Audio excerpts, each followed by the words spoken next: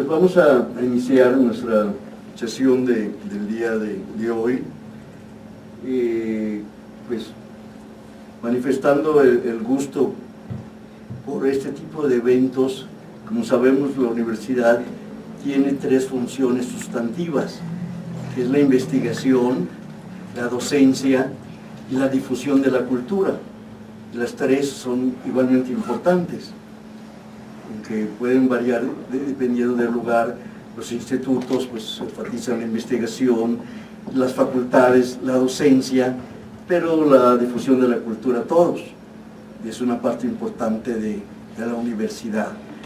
Y más en eventos de este tipo donde está mezclado todo esto, donde es una cátedra de alguna manera, donde hay datos de investigación y son investigadores quienes participan, y donde hay una difusión de la cultura sobre además un tema muy importante. Entonces, pues, felicitar a la organización del evento, felicitar a las expositoras que nos acompañan y que nos hacen el favor de difundir sus trabajos, tanto de investigación como de recopilación, de producción y de reproducción de conocimiento. Entonces, pues no me quedaría más que desear que el evento sea exitoso, darles la bienvenida y pedirle a Mariana que se las presente, por favor. Gracias, maestro, gracias por estar aquí haciendo la presentación. Y bueno, ahora yo les agradezco a las tres, ¿no?, por aceptar participar en esta mesa, que las tres de muy buena gana aceptaron desde un inicio.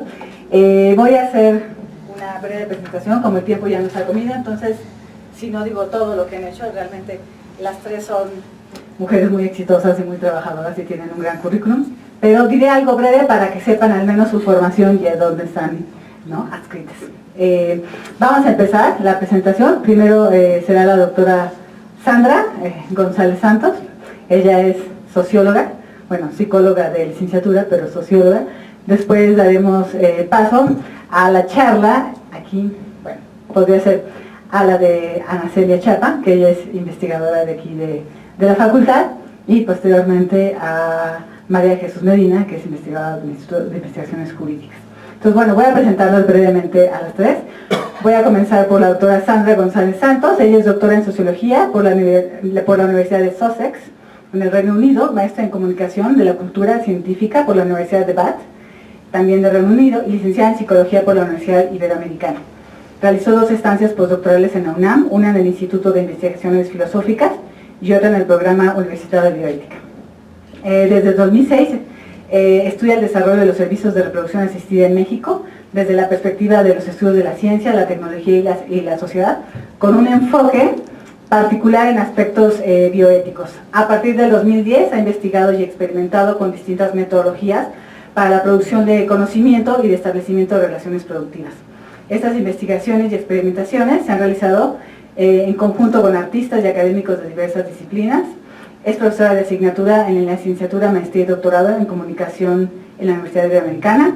Cuenta con diversas publicaciones en revistas indexadas y es miembro del Sistema Nacional de Investigadores SNIOR. Sandra, le damos la bienvenida. Después la doctora Ana Celia Chapa. Ella es doctora en Psicología y Salud por la Universidad Nacional Autónoma de México.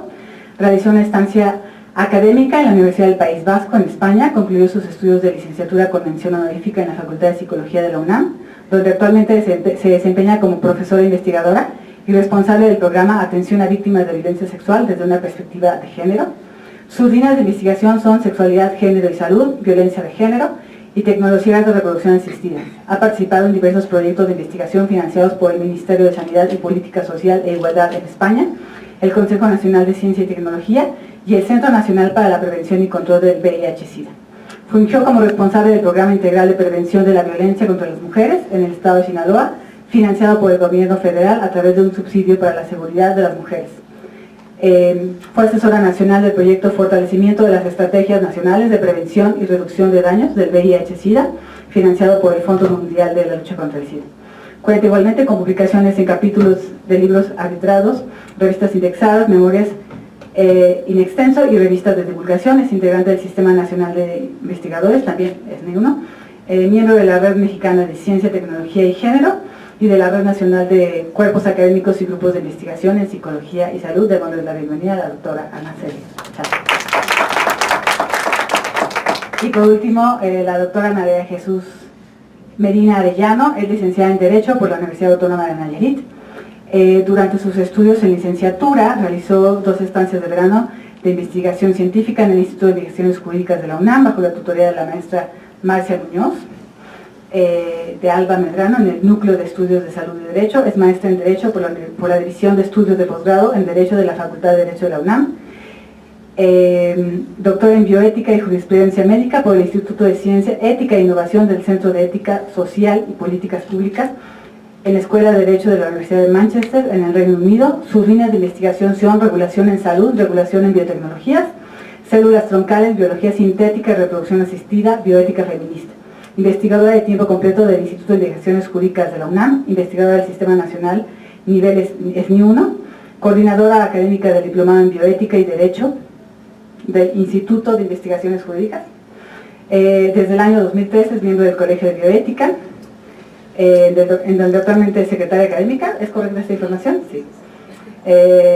Bueno, es miembro de la Sociedad Mexicana para la Investigación de Células Troncales en la Sociedad Internacional y de la Sociedad Internacional para la Investigación en Células Troncales. Bueno, damos paso. La dinámica es, son 25 minutos por ponente, más o menos, de presentación, más 10 minutos de preguntas y respuestas después de cada presentación. Entonces, bueno, bienvenidos. ¿Quieres que te deje acá? Sí, para que te pueda dar las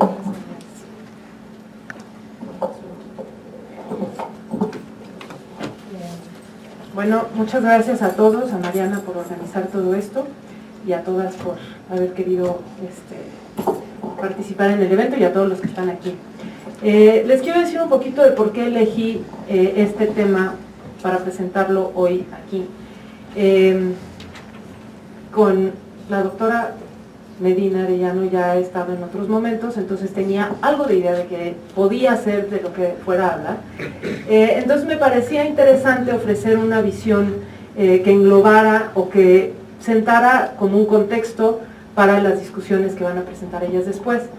Como les decía Mariana, yo llevo desde el 2006 estudiando la reproducción asistida en México, desde una perspectiva, como le decía ella, de los estudios de ciencia, tecnología y sociedad. No sé si sepan mucho de qué es eso, ahorita no importa, lo importante de esto es saber que es una investigación etnográfica a profundidad. He pasado varios meses en diferentes clínicas, congresos médicos, discusiones entre legisladores, entre profesionales del área de la reproducción diversas. Ahorita les voy a hablar un poco más de eso.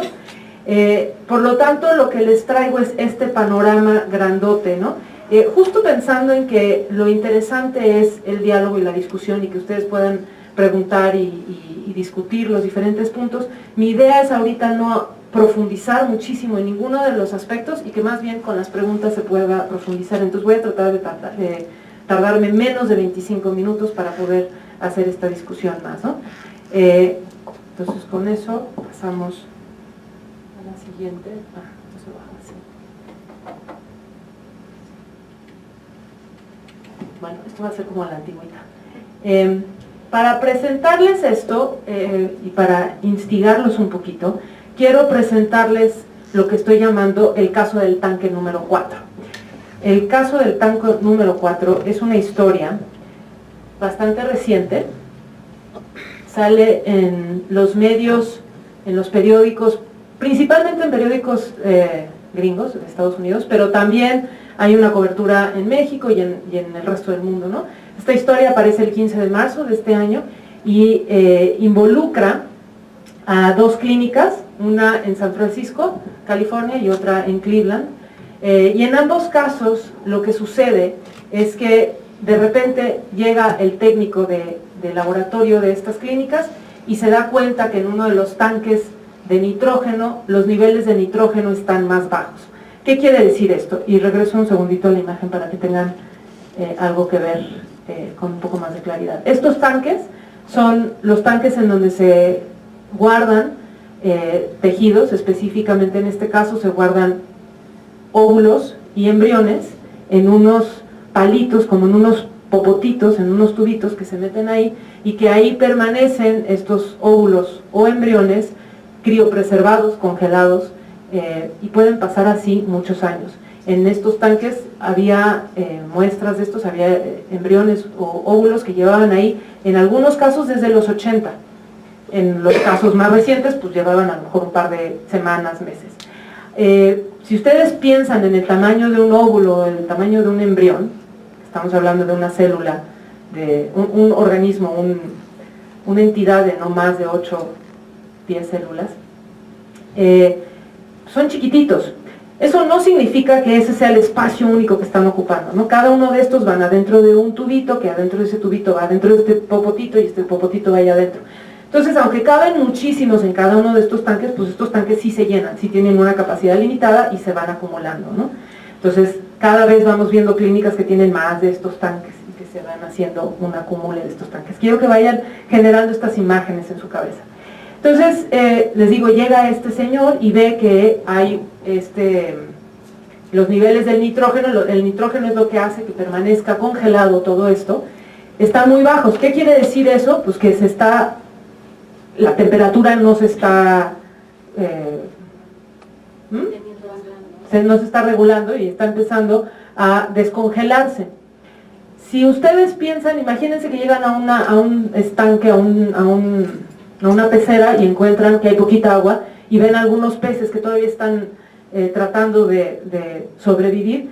Bueno, ahí pues muy fácil, le echas agua y pues ves cuáles sobreviven, los que se murieron, ya ves qué haces con ellos, ¿no? En este caso no es tan sencillo. Ver si están vivos estos óvulos o estos embriones implica tener que usarlos, es decir, al óvulo implica tener que ver si fecunda y después volverlo a congelar a lo mejor, y el embrión significa transferirlo y ver si se implanta y si se desarrolla. Ahora recuerden, aquí hay algunos congelados por muchos años. Ese procedimiento de ver si son viables o no, que es la manera en la que se dice, es bastante complejo.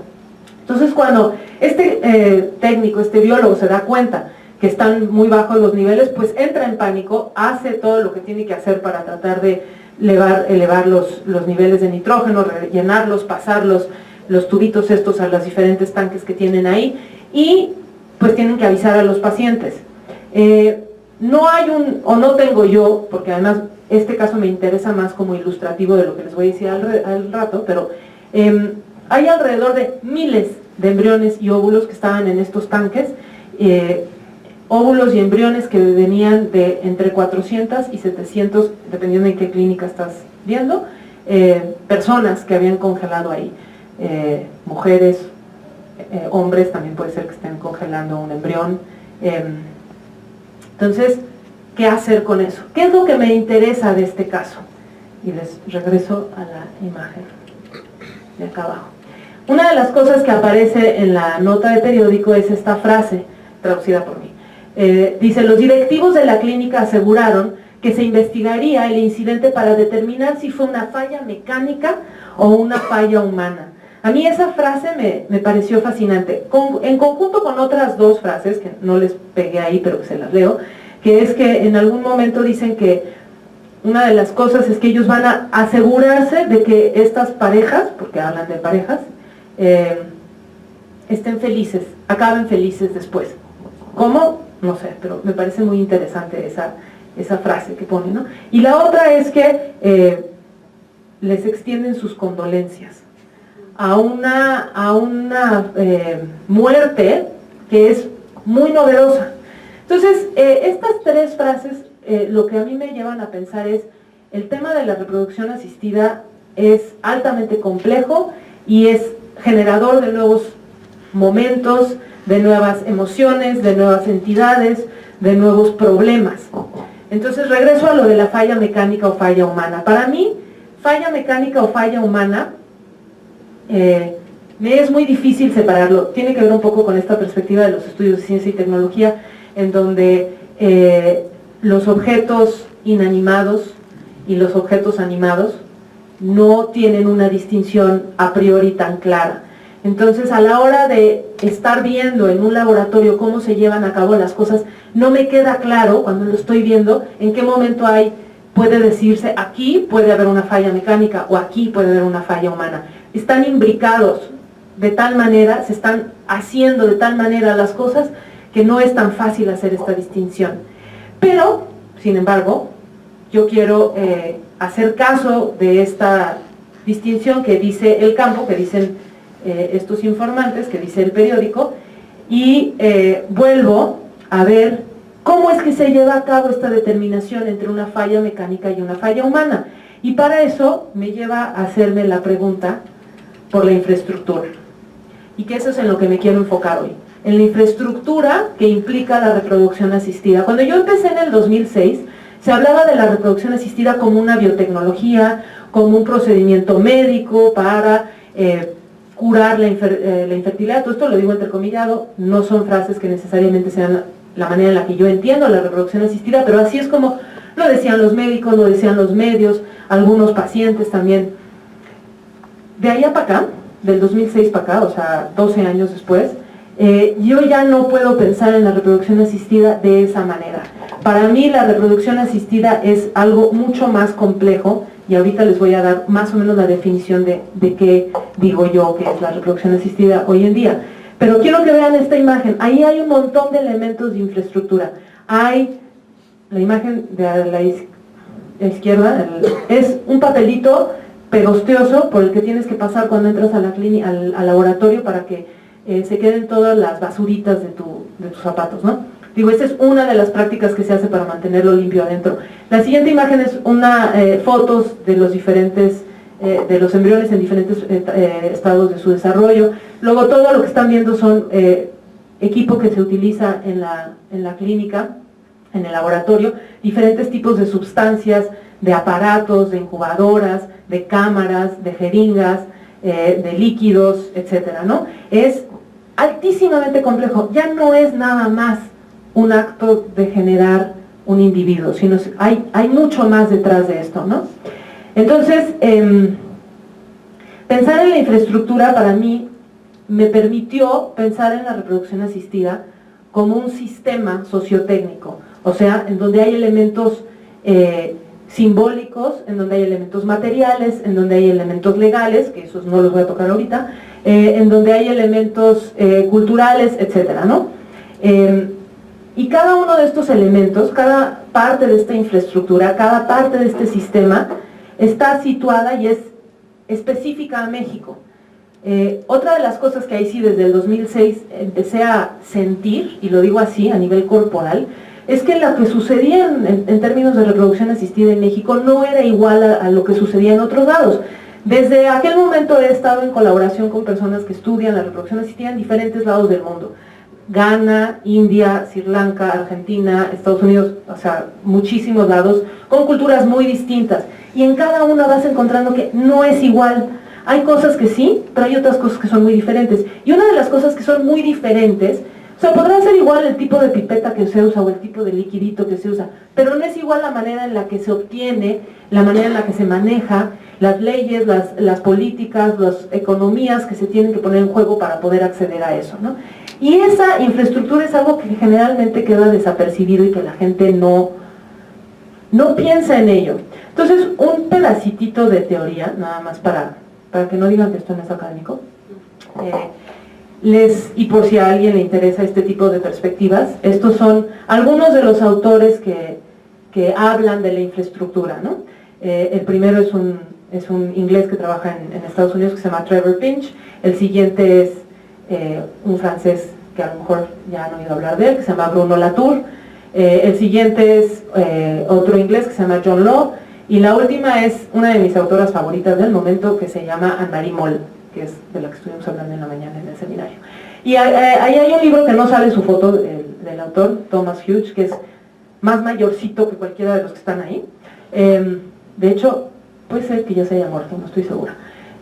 Y bueno, ellos, cada uno desde una perspectiva distinta, con detallitos distintos, lo que están viendo es la infraestructura y cómo las infraestructuras hacen mundo, y cuáles son las políticas que están ahí, y quiénes son los que generan estas infraestructuras y cómo es que funcionan. Entonces, no sé cómo voy de tiempo porque se me olvidó.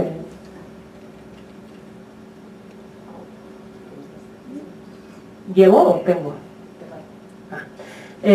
Bueno, entonces les decía, para mí la reproducción asistida o la manera en la que la abordo es como un sistema sociotécnico, o dicho de otra manera, una red de relaciones entre personas, artefactos, bioartefactos, procesos, ideas, espacios y muchas otras cosas más, que son capaces de producir y reproducir no solamente individuos, que es también en lo que generalmente nos enfocamos, en la producción de individuos, pero también en una diversidad de entidades, tejidos, objetos, relaciones, accidentes, esperanzas, temores, etcétera, etcétera, etcétera. Por ejemplo, el caso del tanque número 4, pues ahí se están produciendo problemas que antes no existían, ¿no? La muerte masiva de óvulos y embriones, y el cómo enfrentar esa muerte por parte de todos los actores involucrados, ¿no? Es muy diferente la persona que congeló sus óvulos o sus embriones hacía una semana, un mes, hasta un año, al que los había dejado en los 80. Son uno de los problemas a los que se enfrentan estas clínicas para avisarle a los, y también lo digo entrecomillado, dueños de estos óvulos y embriones, es contactarlos. Muchas veces no tienen ya cómo contactarlos, cómo les avisan que esto pasó, ¿no? De hecho, en uno de los artículos menciona de una pareja que hizo contacto con la clínica porque se enteró de esto a través de los medios. Entonces dijo, yo había ido a esa clínica, los míos estarán también ahí en ese sainete, como dicen por ahí. Entonces, para realizar lo que les decía, para realizar un procedimiento de reproducción asistida, ahí arriba tienen uno de los clásicos, que es la fecundación in vitro.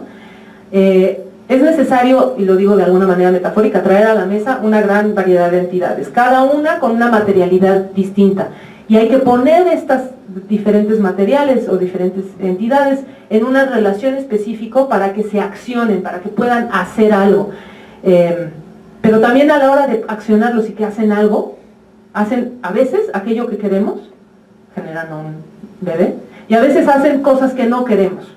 Generan, por ejemplo, una falla en la implantación, o una muerte, una apoteosis, o una descongelación, o se cae y se pierde, ¿no?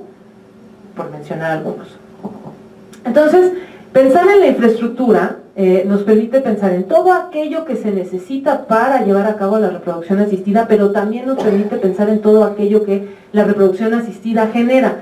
Si vemos esta imagen, nos regresamos a la otra que tenía todas las fotitos, todo eso también se genera por la existencia de la reproducción asistida. Es el acto simultáneo de que la reproducción asistida se genera gracias a que existen esas cosas, pero también esas cosas son producto de la existencia de estas técnicas, ¿no? Entonces, con esta perspectiva, ¿qué es exactamente lo que me interesa pensar? Y se me olvidó decirles al principio, esto que les traigo hoy, a mí me gusta mucho presentar en sesiones como esta o en conferencias o demás, no un trabajo terminado en donde yo ya lo cerré, sino me gusta presentar cosas abiertas en las que estoy pensando en ese momento, porque así con sus comentarios puedo avanzar. Entonces todo lo que les estoy presentando ahorita es justo de lo que estoy escribiendo. Y son estas tres preguntas que me estoy haciendo. Es cómo se vuelve... ¿Esto se apagó? Bueno. ¿Cómo se vuelve usable y útil un procedimiento, una tecnología? Usable quiero decir, el que exista no significa que lo estés usando.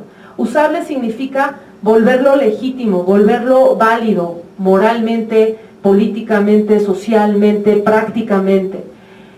Útil significa, bueno, puedo hacerlo, pero a lo mejor no me sirve para nada porque no tengo ese problema, por decirlo de alguna manera, ¿no? Entonces, ¿cuáles son los diferentes mecanismos por los que se vuelve una tecnología usable y útil? El siguiente es, ¿qué y quiénes fueron los que constituyeron este sistema? O sea, ¿cómo es que llegamos a tener lo que tenemos hoy? Y ahorita les voy a mostrar qué es lo que tenemos hoy. ¿Quién lo financió? ¿Cómo se organizó? ¿Quién lo pagó? ¿No? De nuevo, como siempre nos enfocamos en los usuarios, cuando digo siempre me refiero a muchos de los académicos con los que he trabajado, ¿no? O de los que he leído. se enfocan en la experiencia del usuario, del paciente, de la mujer, del hombre, de la pareja. Los más recientes a lo mejor en el niño o niña que fue creado a través de estas técnicas. Pero ¿cómo se llegó a eso, no? ¿Quién financió para que una clínica exista? Y en específico, ¿cómo sucedió eso en México? O sea, todas estas preguntas yo las jalo específicamente a México.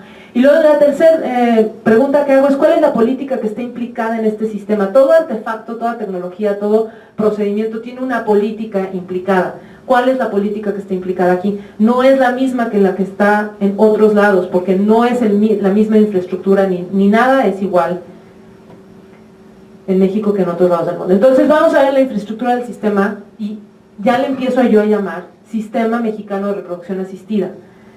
No la especialidad médica, no los servicios, no las clínicas, sino es un sistema, es mucho más amplio que cualquiera de las cosas. Esta foto es la foto del primer caso de éxito de una de las técnicas de reproducción que se llama GIFT. Luego podemos hablar de las técnicas si quieren. Esta es una clínica en Monterrey, Nuevo León, y es 1985-86. Se me olvidó ahorita exactamente el año. Los doctores es el doctor Santos Jaliscac, Pedro Galachea, Herman Sayub. Y bueno, quiero ver brevemente varios de los diferentes aspectos que conforman la infraestructura del sistema de reproducción asistida en México. Entre ellos quiero ver rápidamente su historia, qué estilo tiene, cómo funciona, cómo se ha vuelto útil, usable, quién lo creó, qué políticas tiene implicada, a través de ver diferentes ejemplos. Entonces, tratar de meter la historia de algo que lleva desde... Yo arbitrariamente elijo 1917, la Constitución de 1917, como uno de los puntos de partida, porque ahí es en donde empieza a hacerse modificaciones a la ley para pensar la reproducción de tal manera que posibiliten el pensar la reproducción como la pensamos hoy. Entonces, por ejemplo, ya no pensar que el matrimonio es algo que no se puede disolver, sino pensarlo como algo disoluble, se dice. Pensar en que la mujer, que el fin del matrimonio no es exclusivamente la reproducción, pero donde sí hay una visión de la reproducción específica, ¿no? También en los 20s y 30s encontramos un movimiento que se le conoce como el movimiento de la puericultura, que tiene influencias de la eugenesia, no de la eugenesia que conocemos de la Segunda Guerra Mundial, otro tipo de eugenesia, no me voy a meter en eso, pero estos son elementos que empiezan a hacernos pensar que la reproducción es algo controlable, manejable, si no al 100%, de alguna manera controlable y manejable, ¿no? Más adelante nos encontramos con toda una serie de... debido a cómo acaba el país después de la revolución, con un país mermado en términos pues, de todo, básicamente, infraestructura física, humana, material, económica, política y demás. Uno de los preceptos que se daba es hay que poblar. Entonces, bueno, se habla de toda la política pronatalista y en ese momento es cuando empiezan algunos médicos a decir ¿qué pasa con las personas que no se pueden reproducir? Y se forma la primera asociación mexicana para estudios de la esterilidad, que es esta de acá, y sacan su primer revista, ¿no? Entonces ahí es uno también de estos primeros momentos en donde encontramos que ya se está hablando de poder hacer una intervención. Sin embargo, es muy interesante porque las técnicas de reproducción asistida del momento, que sería la inseminación, en ese momento no eran aceptadas por esta comunidad de médicos porque consideraban que ahí no se estaba curando, sino se estaba nada más tendiendo como un puente. Entonces, es interesante, ya se trae a la discusión, pero se trae a la discusión diciendo no. No me voy a echar toda la historia, nada más les dejo ahí algunos elementos. Ahí está, 1988 es el primer caso. Las primeras clínicas aparecen en el 85 y 86, también podremos sentarnos horas a discutir qué significa la primera clínica, no lo vamos a hacer ahorita, pero aparece ya esa misma asociación, cambia su nombre ya a llamarse Asociación Mexicana de la Medicina Reproductiva, ya tiene otra lógica, ya no es la lógica de atender la esterilidad, porque vivimos en un mundo en donde queremos poblarlo, sino es vamos a atender la esterilidad porque tenemos hoy las herramientas biotecnológicas para hacerlo. Aparece el TLC, la red LARA, que es la red latinoamericana de reproducción asistida. Esto ahorita van a ver por qué son importantes estas cosas, ¿no? Allá arriba están una serie de tratamientos, GIFT, que es uno de los tratamientos, la ESHRE, que es la Asociación Europea, una controversia que se conoce como BABY-M, que es una controversia sobre subrogación. En Noruega aparece la primera ley sobre reproducción asistida. ICSI es otra de las técnicas, y DOLI, que fue la borrega clonada, ¿no? Estos son algunos elementos históricos que nada más quiero que se ubiquen en ese lugar. Ya sé que no van a lograr ver hasta allá ninguno de los numeritos ni nada, pero como me decían en la mañana, bueno, es como un mapa de una ciudad. Lo que me importa es que vean cómo ha ido creciendo. Estas son las dos primeras clínicas que se abren. Pasan muchos años antes de que se abra otra clínica. La siguiente abre en el 93, en el 94 se abren 3 más, 95 3 más, 96 una, 2 en 97, 1 en 98. Este es un primer, ¿cómo se dice? Propuesta para regular la reproducción asistida, y surgen otras 3 clínicas, 2, una propuesta y otra clínica, y así, y aquí empiezan a haber más propuestas, ¿no? Ahí pueden ver visualmente nada más cómo va gestándose otra infraestructura, la infraestructura de las propuestas para legislar, ¿no? La infraestructura legal. Y se está gestando la infraestructura material de las clínicas. Otra manera de visualizar esto es por ahí esta mapita, creo que ya hay que actualizarlo un poco, pero por ahí del 98 más o menos, 97, todos estos estados, todos los estados coloreados tenían clínicas ya. ¿Qué dije? ¿97? No, quise decir 2007, 2008. Todos estos estados ya tenían clínica. Entonces, de la diapositiva anterior, en donde habían contables, ahora ya son todos estos estados. Ahí hay iconitos de todas las clínicas, bueno, no de todas, de algunas de las clínicas que están operando o que operaron en algún momento en México. Tampoco nos vamos a detenernos ahorita, pero pronto voy a trabajar visualmente todos estos iconitos. Son muy interesantes, como cuál es el mensaje que está pasando cada uno de estos iconos, ¿no? Pero de nuevo, quería que tuvieran como imágenes y una noción de cómo está el panorama. Algo importante es mencionar el tipo de clínicas que hay. Hay clínicas que son clínica independiente, solita, sin relación con nadie más, clínicas que están relacionadas con clínicas en el extranjero, clínicas que son redes de clínicas que están a lo largo del país, clínicas que están adheridas a un hospital. Todo esto hace una variedad de funcionamientos, de posibilidades económicas, legales, etcétera, ¿no? También nada más para que tengan, ya sé que no pueden ver los numeritos ahí hasta allá, pero para que pongan a México en el contexto latinoamericano, esta red LARA es una red que se dedica a recopilar voluntariamente información, o sea, información que voluntariamente dan las clínicas en toda Latinoamérica. Entonces no te da todos los números absolutos, porque hay un montón de clínicas que no dan información por diversos motivos, pero dentro del universo de aquellos que sí dan, México ocupa el tercer lugar de número de clínicas que reportan y de ciclos que reportan, siendo Argentina y Brasil los otros dos primeros lugares, ¿no? O sea, Brasil primero, luego Argentina y luego México. Aunque aquí ya México había subido al segundo lugar, que este es del 2016, creo, sí, del 2016. Aquí es cosas que me interesan discutir un poquito con más detalle, que es la infraestructura epistemológica o cultural, ¿no? Esto que les decía, ¿cómo es que se vuelve usable? Bueno, se vuelve usable cuando algo empieza a volverse platicable. Cada vez es más común, y me sucedió hoy en la mañana, que cuando digo que estoy hablando de reproducción asistida, levanta la mano de alguien y me dice, yo soy producto de la reproducción asistida, yo fui concebida con in vitro.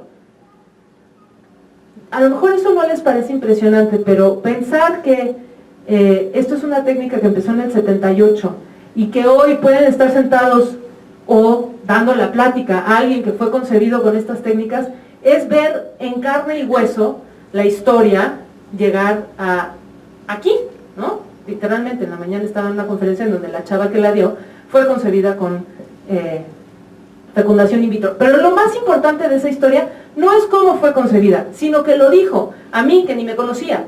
Así, hola, yo, ¿no? Eso es quitarle un aura de secreto, de pecaminoso, de difícil, yo qué sé, ¿no? Es volverlo algo de conversación.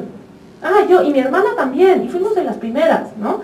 El que los anuncios a las clínicas estén junto al Cloralex, el que los veas en el Metrobús, y esto, la fotografía no permite, bueno, no mi fotografía, ver todo, pero esto es una foto en el Metrobús, en donde de un lado estaba yo agarrada viendo esto, y del otro lado estaba un anuncio de Mary Steptoe, de las clínicas de interrupción del embarazo. Entonces, era un diálogo muy interesante el que estaba sucediendo ahí.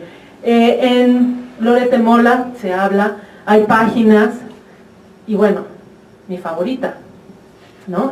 Fernanda Familiar, o Fernanda, ¿sí es Fernanda Familiar la de la revista, o Fernando Tapia? Una de las Fernandas saca su especial sobre la infertilidad, ¿no? Ha habido congresos, exposiciones, como Expo Tu Boda o Expo Tu Bebé, Expo Tu Fertilidad, grupos de pacientes, que está ya hoy en día no opera así como tanto como antes, pero ahí está.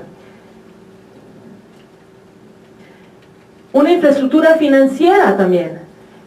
Ahora, por ejemplo, una de las cosas que todavía no acabo de encontrar, como me gusta encontrar las cosas con la contundencia con la que me gusta encontrarlos, es cómo se financian las clínicas, pero esto es cómo se financian los que lo van a usar.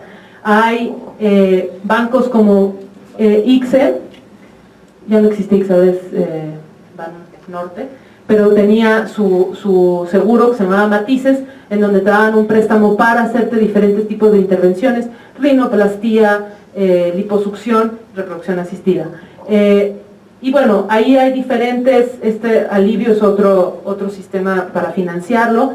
Bebé en Casa es esta misma asociación de pacientes que te da como, te ayuda, te da como becas para lograr esto. Ya no puse ahorita la imagen, se me olvidó ponerla, pero seguramente han oído, o te devolvemos tu dinero, un bebé en casa o te devolvemos tu dinero, una clínica que se llama Íngenes, que todo el tiempo está sacando este anuncio. Ahí hay toda una financiación, toda una mercantilización, toda una economización de la reproducción asistida. Y casi por último, o creo que por último, es una infraestructura comercial también, en donde hay servicios que se ofrecen ya más allá de un servicio médico, es un servicio que incluye boletos de avión, que incluye hoteles, que incluye servicios de transporte para, por ejemplo, subrogación o para turismo reproductivo. Ahora, la palabra turismo reproductivo es una de estas frases que no me encantan porque lleva en la mente solamente a un lugar y es mucho más complejo que eso. Turismo reproductivo hay desde adentro de un mismo país, que se van de una ciudad a otra, de México hacia Estados Unidos, de Estados Unidos hacia México, de México a Estados Unidos en clínicas que son de mexicanos, de Estados Unidos a México, de clínicas que son, o sea, es mucho más complejo que nada más una lectura como de una explotación, ¿no? Preservación de la fertilidad, también a lo mejor ya han empezado a escuchar que se les promueve ahí sí, a mujeres jóvenes de entre 20 y 30 años a que congelen sus óvulos para que guarden su fertilidad para cuando quieran tener hijos y tengan 40 años, ¿no? Esto regreso a que vayan pensando en el caso del tanque número 4, ¿no? O sea, el que cada vez más mujeres se metan a congelar sus óvulos significa que cada vez hay más tanques y que cada vez hay más posibilidad de que estos tanques pasen estas cosas y bueno, tu preservación de la fertilidad no fue tan sencillo, ¿no? Y por último, un turismo de investigación, lo pongo también entre comillas porque no necesariamente es que considere esto investigación como tal, pero seguramente oyeron hablar de lo que famosamente se llamó como el bebé de 3 padres, que una de las cosas que se decía es que se hizo un tratamiento en México, también hay muchas controversias alrededor de eso, pero a nivel de divulgación, pues lo que acabó divulgándose es que en México se hizo un tratamiento de punta de lanza, ¿no? Que no existía antes y que se hizo aquí porque no se permitía en otros lugares. A eso es un poco a lo que me refiero por este turismo de investigación, y por eso lo pongo entre comillas, ¿no? Y por último, por último está la infraestructura legal, que voy a dejar que la que sabe de eso hable de eso, y con eso ya me despido. No sé si alguien tenga una pregunta.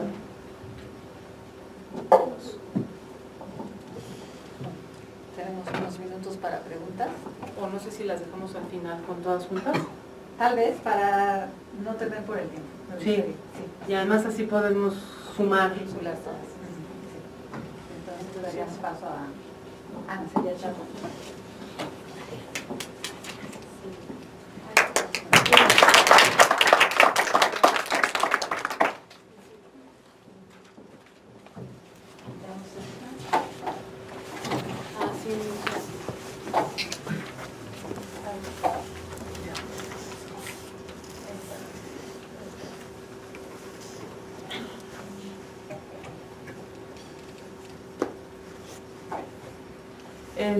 Yo les voy a hablar un poco sobre todo de la situación pues más psicológica en torno a estas tecnologías de reproducción asistida y sobre los discursos y prácticas que en torno a ellas se generan.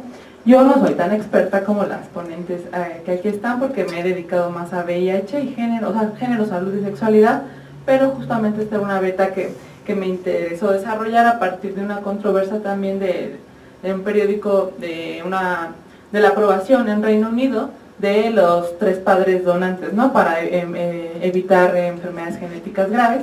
Y bueno, este era un proyecto que yo me dediqué algunos meses, que iba a ser para mi postdoctorado en el CEICH con Norma Blázquez, y entonces justamente por los textos que he elaborado ella y Javier Flores, me estuve centrando en este tema, pero bueno, era como solamente los antecedentes, ¿no? La recuperación de los antecedentes, y de ahí se me ocurrieron algunas preguntas y algunas conclusiones, pero tampoco es algo acabado.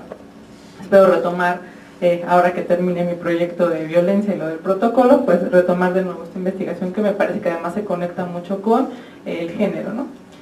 Entonces, por eso ponía que de las TAR, que es el tratamiento antirretroviral, que es lo que yo estudiaba, bueno, como las repercusiones que tenía el desabasto en las personas, todo esto, ahora las tecnologías de reproducción asistida, y bueno, un poco los antecedentes ya están aquí, ¿no? Ha sido exponencial el perfeccionamiento de estas técnicas, como ya se mencionó, y bueno, una definición de las más comunes es que son todos aquellos mecanismos para lograr la reproducción humana a través de la unión de gametos, ¿no? Masculino y femenino, que sería esperma y óvulo, de una forma distinta a la natural, y que eso tiene una repercusión en las representaciones y en los discursos de las personas. Estas se pueden dividir, o generalmente se conocen así, como técnicas de baja y de alta complejidad, siendo las más comunes, o las que se conocían hasta hace un tiempo, de baja complejidad, las primeras que se diseñaron fueron la hiperestimulación ovárica controlada y la inseminación artificial, y las de alta, la fertilización in vitro, las que se conocían más comúnmente eran estas, y la maternidad subrogada o gestacional.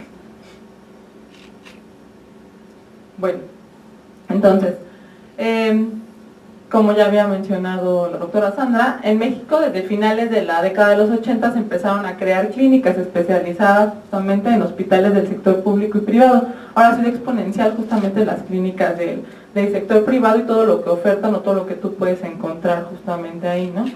El Instituto Nacional de Perinatología fue el primero que comenzó a trabajar con estas técnicas de baja complejidad en el 89, y fue el primer hospital dirigido a población abierta en la que se llevó a cabo la fertilización in vitro homóloga. También hay dos, homóloga y heteróloga. La homóloga se designa justamente para hablar que es el padre, o sea, el padre es justamente el que está donando el semen, y la heteróloga es cuando el donante es otra persona, otro hombre, que no es la pareja. En 1996, en el Hospital 20 de Noviembre del Instituto de Seguridad Social del ISSSTE, se creó justamente, o se llevaron a cabo estas técnicas. Aquí era interesante cuando yo buscaba estadísticas, ¿no? Que fue el 2014 más o menos, era difícil, pero encontré un análisis de mercado de infertilidad que hizo un laboratorio, ¿no? Que lo llevó a cabo en 2013, y había reportado que hasta el 2012 se habían llevado a cabo más de 82.000 procedimientos de reproducción asistida, y esto se disminuye, el número de pacientes o de parejas que buscan estos servicios disminuye cuando los procedimientos son de alta complejidad, porque implica pues mayor desgaste, mayor gasto, ¿no? Desgaste emocional, gasto económico, y el procedimiento de baja complejidad se registraron anualmente más de 7.300 parejas en estos procedimientos, y se realizan en promedio, cuando son de baja complejidad, 3 procedimientos, o lo que se encontró, y por paciente, mientras que en alta complejidad 2, ¿no? Y eso también cuando se reportan, o cuando reportan las usuarias de estos métodos, de los que se han sometido a procedimientos de baja complejidad y después de alta complejidad, reportan también un desgaste emocional y físico importante, que como psicólogos, bueno, en mi área, es importante tomar en cuenta, porque a veces llegan a consulta justamente por tener que probar, ¿no?, que son capaces de someterse a todo esto con tal de ser madres, por un mandato social, más que a veces por un deseo.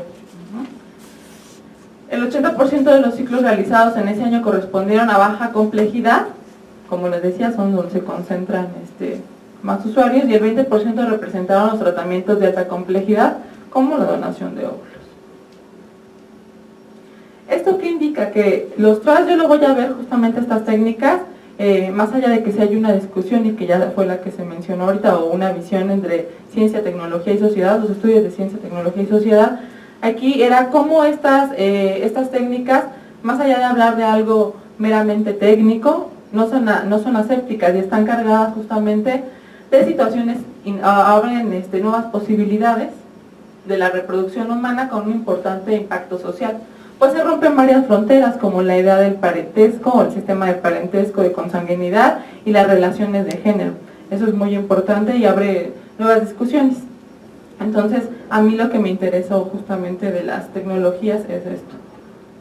Bueno, esto ya no voy a hablar yo, porque ahorita va a hablar la abogada, ¿no? Pero algunas de las discusiones que se han tenido en torno a esto, y que se han llevado al terreno jurídico, es el estatuto del embrión, que, quien apela a su libre disposición y quien tiene restricciones para esto, la donación del material genético con fines de investigación, clonación, eugenesia, el estado civil, edad y orientación sexual, que eso a mí también me parecía muy interesante. ¿Quiénes pueden acceder a estos servicios, ¿no? Al principio, en las instituciones públicas no era una situación donde se debía probar la infertilidad en las parejas para que se pudieran someter a este procedimiento. Y también se daba prioridad justamente a la donación homóloga frente a la heteróloga, y eso tenía implicaciones, porque también lo que está de fondo es una situación moral, ¿no? Bueno, justamente esta ideología. ¿Y quiénes podían acceder? O sea, podían acceder parejas del mismo sexo a este procedimiento o no. ¿Ya? La edad también, que está una discusión ahí legal en torno al proteger los derechos de los niños cuando la mujer que se quiere someter ya es muy grande o ya es mayor, que se ha dado, por ejemplo, hay casos en Gran Bretaña donde una mujer se sometió a este procedimiento y tuvo a los 66 años un hijo. Entonces, son todas estas discusiones que se dan en torno a si se debe de proteger, o sea, que la edad, hasta qué edad, ¿no? Si puede esta persona cuando ya es muy grande morir y entonces dejar en el desamparo a estos niños. Entonces, hay toda una discusión, y también discusiones, por ejemplo, desde el ámbito feminista, donde se ha dicho que los hombres no tienen ningún problema por la edad, y no se les cuestiona hasta qué edad pueden tener hijos, ¿no? Esas son algunas de las discusiones que están ahí. Yo no me voy a posicionar en ninguna, nada más digo cuáles son las discusiones que se están dando. Implicación de una tercera persona, que es el donante y la madre subrogada, y varias figuras parentales, que también es a mí algo que me llamaba mucho la atención, cómo se representan las personas, tanto las usuarias como otras personas, como la familia, ¿no?, y la sociedad, a estas figuras parentales, porque hay muchas posibilidades. Ahorita vamos a ver algunas. La cosificación del cuerpo de la mujer, que también se ha discutido mucho en torno a la maternidad subrogada, y que hay muchos grupos de feministas que también han defendido esto, y decir, en qué cuerpos de las mujeres y en qué lugares estas son una mercancía, y que son las mujeres más, y que también está atravesada por la clase social, porque son las mujeres más pobres las que se someten a rentan, lo que se conoce como alquilar, y qué protección legal tienen cuando realmente quieren quedarse con el hijo por esta situación que se puede dar en el embarazo, de quererse quedar finalmente con el producto. Contra la libertad de las mujeres que deciden ser madres sustitutas. Y aquí también, incluso al interior del feminismo, hay muchas discusiones entre autoras que sostienen que esto es una mercantilización del cuerpo de las mujeres, mediante otras que sostienen que son derechos ganados de las mujeres y que somos perfectamente libres de poder elegir, ¿no? Y la división entre sexualidad y reproducción, que también me parece muy importante, porque esto abre fronteras en pensar que justamente esta idea del coito, ¿no?, con fines reproductivos, pues aquí se rompen esas fronteras, como ya se habían roto desde la biología cuando se crearon los métodos anticonceptivos hormonales, ¿no? Aquí hay una frontera y se puede discutir entre procreación, reproducción y sexualidad, y eso es muy importante. Bueno, y entonces, ¿cómo hay un impacto de estas tecnologías en los referentes parentales y en las relaciones de género, que era lo que decía que me llamaba más la atención? Y bueno, aquí de la recopilación que hice, que lo que me interesó fue sobre todo en México y en algunos lugares de América Latina, los estudios de Javier Flores y Norma Blázquez, ¿no?, que se han llevado aquí, que como les decía, ellos son investigadores aquí también en la universidad, en la UNAM, y ellos la metodología fue investigación documental y hablan de los tipos de maternidad, cuáles pueden ser. Estas son las posibilidades que se abren, ¿no? Hay una maternidad que puede ser genética, cuando hay donación de óvulos; la subrogada, cuando alguien decide justamente ¿no?, someterse a este procedimiento y decir lo que se conoce comúnmente, que incluso se ha llevado a películas y hay artículos sobre eso, sobre el alquiler de vientre, y la social, que es la crianza. Y dos tipos de paternidad, la genética y la social, porque pues, los hombres no pueden dar su vientre. Entonces, esto abre la posibilidad de ruptura de fronteras entre la biología y la tecnología, entre lo genético y lo social, y entre el sexo y la reproducción. Y eso es muy importante, estas ideas también que dicen las personas, es que no es de una forma natural, porque entonces no hay un contacto directo, y por eso dicen que no se hace de forma natural y que se pierde, pero aquí es justamente la idea que ya se viene planteando desde que se utilizan los métodos anticonceptivos hormonales. Luego en España, también un acercamiento cualitativo, como el que menciona la doctora Sandra, donde esta autora, Consuelo Álvarez, hace entrevistas en profundidad con los usuarios de estos métodos, los donantes y los usuarios, y con médicos. Y bueno, a grandes rasgos que encuentra que la maternidad a través del vínculo gestacional y de crianza, en el caso de receptoras de óvulos, es algo que se refuerza en las mujeres, mientras que en el caso de los varones el vínculo paternal se ve debilitado en el caso de la donación de espermatozoides. Y eso es muy importante, porque implica justamente cómo los hombres están concibiendo cuando hay un donador. Los hombres no quieren que haya donador, es más difícil que lo acepten. Incluso algunos prefieren adoptar antes de aceptar la donación. El discurso sobre la necesidad de maternidad como un deseo arraigado, es decir, los médicos encuentran que en el personal de salud, en los médicos que hacen estos procedimientos, ven que las mujeres se someten a estos procedimientos porque es una necesidad biológica, el ser madres, y entonces así lo conceptualizan, ¿no?, como un deseo arraigado, intrínseco y natural, en comparación con la paternidad, que se expresaba como un acto social de compromiso y de voluntad, ¿no?, sobre todo centrándonos en cuando hay donador y entonces el padre queda como una paternidad social. Se encuentra también, por ejemplo, que en las representaciones de estas personas, cuando se les preguntaba a los usuarios qué imaginaban a los varones, y que despertaban simbólicamente, pues despertaban sentimientos incluso, además de rechazo para los donadores y incluso un alejamiento de los productos de esta donación. También imaginaban que era un tipo de infidelidad, ¿no? O sea, esto se juega a nivel simbólico, porque se hace una ruptura de estos referentes. Entonces, ¿cómo voy a aceptar la donación de espermas si eso implica también, uno, que se ponga en juego mi virilidad, y dos, que entonces también está aceptando esta que es mi mujer, espermas de otro hombre? Entonces incluso estas ideas estaban ahí muy fuertes. También hay un ocultamiento a la familia, y es algo que aquí, ahorita que mencionaba la doctora Sandra, que esta chica dijo abiertamente que ella era producto de una fertilización in vitro. Aquí se encontró que la familia, en el 2016, en 2006, que las familias guardaban secreto en torno a esto por cada vergüenza, ¿no? Sobre todo, o sea, hombres y mujeres no decían que estaban sometiéndose a estos procedimientos. En México, una investigación también cualitativa con entrevista a profundidad a mujeres usuarias de un hospital de tercer nivel, se encontró que los factores que más influyen, fue desde una visión la interpretación fue desde una visión psicoanalítica, y tanto Berta Blum como Emilito son profesoras de aquí de la facultad, y ellas encontraron que los factores que más influyen en el deseo de ser madre son la estructura narcisista de la personalidad, el hijo imaginario, que imaginario, ahí en psicoanálisis hay toda una estructura, que es el deseo, ¿por qué quiero un hijo? ¿Para qué quiero un hijo?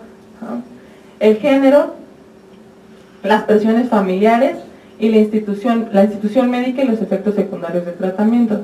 Aquí es donde las presiones familiares, ellas tenían que demostrar, lo que les mencionaba hace un rato, había todo un desgaste emocional y físico, pero las mujeres seguían sometiendo estos procedimientos, porque aunque no tuvieran un deseo real de querer tener un hijo, tenían que comprobar que se estaban sometiendo a todo esto para cumplir con este mandato que es el de la maternidad.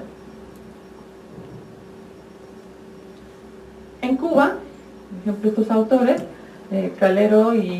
Jorge Calero y Felipe Santana, encontraron también mediante una metodología cualitativa, con entrevistas en profundidad, con varones de parejas infértiles, un enfoque biologicista, que también es lo que se ha encontrado, se refuerza, se sustituye este sistema justamente de parentesco y se predomina el vínculo genético. Incluso muchas personas, cuando están buscando donantes, buscan que sea del mismo tipo sanguíneo porque tienen mucho miedo a que sean fenotípicos, a las diferencias fenotípicas, y que eso justamente haga que se dé cuenta a los familiares o otras personas que no es su hijo, que no hay este vínculo genético, sino que hubo. Esto se fue en el imaginario, porque también se ha encontrado desde la biología todas las interrelaciones que puede haber con material genético, ¿no? Entonces hay un miedo muy fuerte y se buscan características para tener un fenotipo pues muy similar. Refuerza la incapacidad reproductiva como una normalidad o limitación que hay que corregir, ¿no? Procrear es un hecho entonces natural, ¿no? Esta naturalización de la que hablaban. Las representaciones de los varones entrevistados sobre las alternativas de solución están influenciadas por la edad de la pareja, la infertilidad por parte del varón y la presencia o ausencia de hijos en uno de los miembros de la pareja. Las alternativas que más aceptaban estos varones para la solución de la infertilidad eran aquellas en las que la concepción ocurre de la manera más fisiológica posible, más natural, dado que estas, que serían como las de baja complejidad, dado que estas constituyen lo normal de lo que debe de ser y se conserva así el supuesto de la naturalidad de la concepción. La reproducción asistida de tipo heteróloga fue la que se percibía por la mayoría de los entrevistados como una expropiación biológica de la paternidad, es decir, cuando había donadores. Y bueno, hay una investigación muy interesante de Antonella Fagetti, que se ha centrado mucho en las comunidades indígenas en Puebla, y ella encuentra ahí las implicaciones o la construcción del significado de ser madre y de la paternidad. Tiene varios artículos, pero este es de un libro que se llama Mujeres Anómalas, y que da significado a cada una de las mujeres, cómo se conciben cuando son amantes, cuando son esposas, cuando son madres, pero también mujeres que son infértiles. Y entonces aquí es muy interesante lo que ella encuentra a través también de una metodología etnográfica, etnografía, que la esterilidad es considerada por la comunidad como un castigo o un designio divino que tiene consecuencias para las mujeres. ¿Por qué?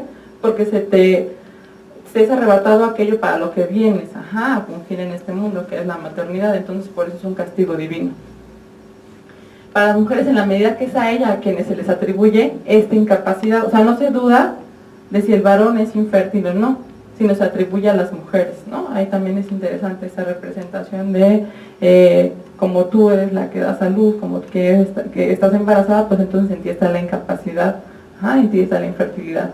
Y por tanto son objeto de vejaciones en la comunidad, entre las que sus parejas varones las abandonan y buscan otra mujer fértil con la cual reproducirse. Así, entonces se da una lectura de género desde la incapacidad reproductiva, y a las mujeres, como no cumplen con este rol de madre, se les ve como personas incompletas, o incluso hay palabras que les dicen ahí, ¿no? Como que están secas. Esas son las representaciones justamente de estas mujeres que son consideradas infértiles, pero no hay una, no se prueba médicamente que realmente ellas sean infértiles, ¿no? Pero los varones pueden ir a buscar otras mujeres más jóvenes para justamente esta idea de la fertilidad y la juventud. Aquí otra discusión que se ha dado también desde el género, desde los estudios del género, es que se ha puesto especial énfasis en los factores estructurales que inciden en este alargamiento o en esta postergación de la maternidad que se mencionaba. A veces hay mujeres que dicen, voy a criopreservar mis óvulos porque en este momento de mi vida estoy desarrollando el doctorado, estoy haciendo cosas profesionales y no puedo en este momento, quiero ser madre, pero en este momento no. Entonces, ¿cuáles son las situaciones estructurales? O mujeres que quieren tener hijos, pero no cuentan con los apoyos suficientes, desde las guarderías, a las guarderías suficientes. La maternidad y la paternidad se sigue viendo como individual y no como una situación social. Y entonces, hay una necesidad de redes sociales de cuidado de la infancia y de las personas discapacitadas, que este cuidado se delega, o sea, se ha delegado históricamente a las mujeres. Y no se ve como una responsabilidad compartir el cuidado de los de los infantes, un apoyo social decidido a las tareas parentales, ¿no? Todavía se sigue diciendo que se ayuda y no se sigue asumiendo, y no se asume como una responsabilidad. Creación de más guarderías, etcétera. Entonces, como resultado de esto, las mujeres deciden aplazar o deciden no ser madres por estas situaciones que son estructurales, dando como resultado que las mujeres se vean obligadas a postergar la maternidad, lo que sugiere que los problemas de consolidación laboral también es eso, o sea, mientras que las mujeres en este momento de nuestra vida, que es cuando también estamos en periodo fértil, estamos alcanzando, ¿no?, la cúspide de nuestra carrera profesional, los hombres pueden postergarlo, o lo pueden hacer porque hay alguien que cuida, pueden ser padres, pero también pueden desarrollarse en el ámbito profesional, porque generalmente se es delegada esta labor de crianza y de cuidados a las mujeres. Entonces es toda una discusión. Lo que sugiere que los problemas de consolidación laboral de las mujeres no solo se solucionan a través de la biotecnología, sino de una política social y laboral adecuada. ¿Por qué? Porque se decía, bueno, ya no van a tener ese problema, ¿no? Ya existen estas tecnologías y ustedes pueden postergar su maternidad a través de la criopreservación, a través de buscar donadores, donadoras de óvulos, y se soluciona. Pero de fondo está esto, ¿qué se va a hacer con esta situación? O sea, la crianza va a seguir siendo individual, se van a generar más condiciones para que las mujeres puedan desarrollarse profesionalmente, pero también las que quieren ser madres lo puedan, tengan la oportunidad de hacerlo. Entonces, esas son las discusiones que se dan. En contraparte, se ha evidenciado de qué manera también estas tecnologías han permitido a aquellas mujeres que ya habiéndose consolidado en diferentes esferas, a estudiar, viajar, desarrollar una carrera laboral, al llegar a la mediana edad pueden dar causa a sus deseos en el caso de que quieran ser madres. Entonces hay autoras y tener hijos como Mabel Burí, que hablaba del techo de cristal, que señala esto como una ventaja, ¿no?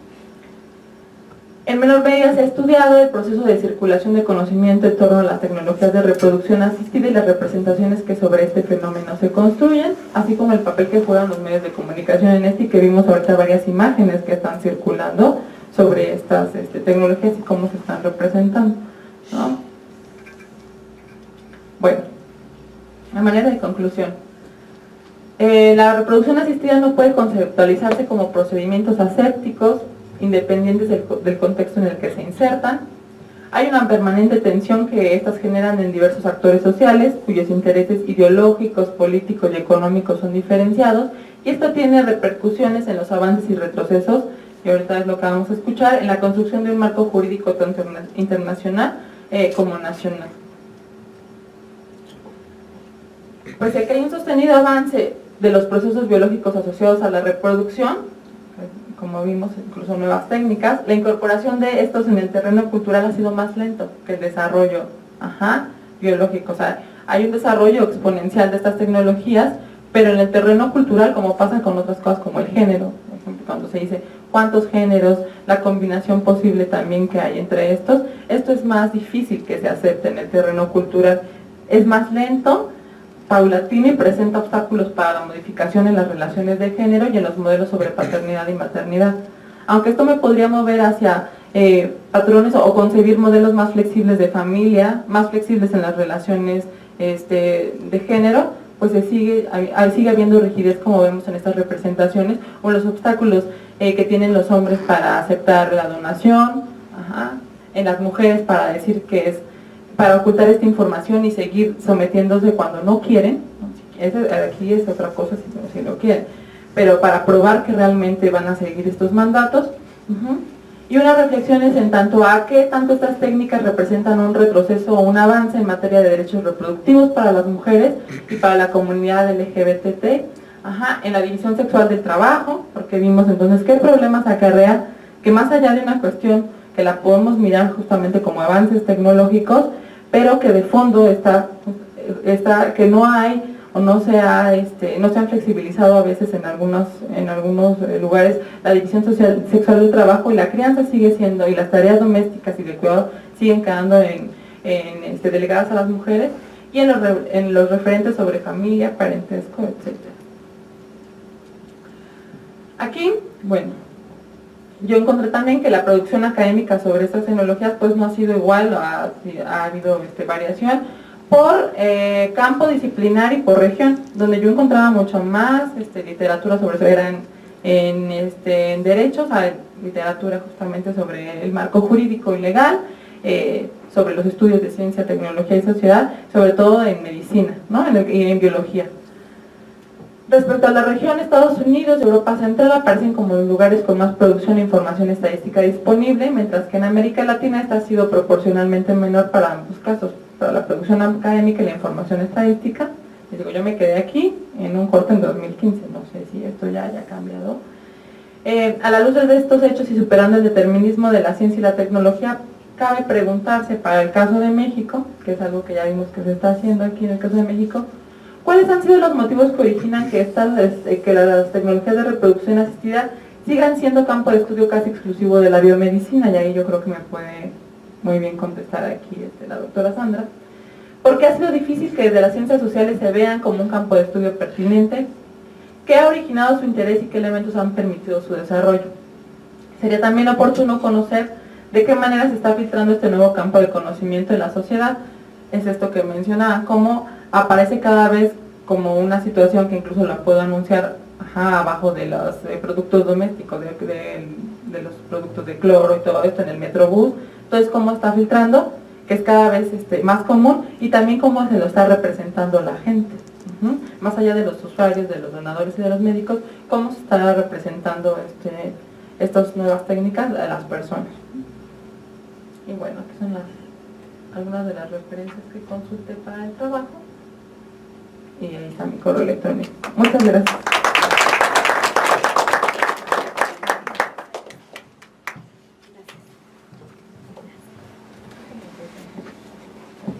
Bueno, pero lo voy a quitar.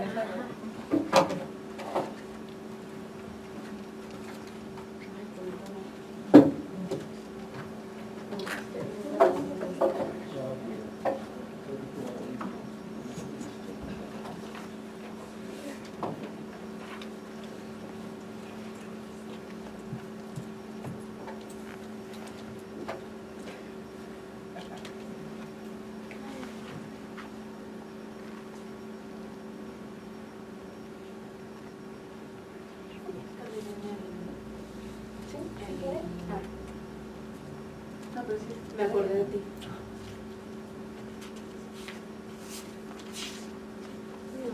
No, qué bueno que funcionó. Ya se lo dejo por aquí y luego te lo. Bueno, buenas tardes. En principio, agradecer a la maestra Mariana Salcedo, a Sandra, con quien he compartido ya varios foros y también pues discusiones académicas, y a la doctora Chapa por las reflexiones que pues también me hicieron pensar cómo voy a ligar precisamente lo que se ha desarrollado en el campo jurídico en materia de reproducción asistida, ¿no? Creo que para mí, bueno, es siempre lo más enriquecedor hablar con otras disciplinas. La doctora Chapa cerró formulando preguntas que me parecen muy pertinentes de por qué desde el aspecto social o desde las ciencias sociales no se han abordado estos temas como se han abordado desde otras ciencias. Y lo primero que me pasa cuando llego a un escenario es que me demeritan por ser abogada. Que me quitan autoridad o que me quitan la voz en el discurso. Entonces, porque son temas médicos, porque son temas que hace alguien de ciencias sociales hablando de reproducción humana asistida, o sea, ha ido a un laboratorio, ha visto lo que ha hecho precisamente Sandra, ¿no? Y desde un trabajo social, pero que lo demeritan también de entrada, ¿no? Que no les gusta que los observen, no les gusta que sean precisamente motivo de escrutinio. Entonces, desde el derecho yo te puedo decir que es precisamente el demérito, el desprecio a algunas disciplinas de las ciencias sociales. Y siempre lo comento también de clase en derecho y comento con mis estudiantes, cuando queremos hacer interdisciplina, porque todos hablan de esto y parece una moda la transdisciplinariedad, y realmente, claro que la metodología todavía es un reto, pero para hablar de estas tecnologías, pues debemos de conocer las tecnologías y no estar formado en medicina o en biología de la reproducción. No te impide leer un libro de biología de la reproducción, de volver a tu libro para saber qué es una célula, para saber cómo funciona nuestro organismo y entender precisamente lo que estamos hablando. Entonces, claro, sigue siendo un reto, pero se sigue enfrentando el desprecio de las ciencias biológicas o de las ciencias duras hacia las ciencias sociales, ¿no? De lo que Cuña nos venía hablando, pero todavía sigue siendo un reto.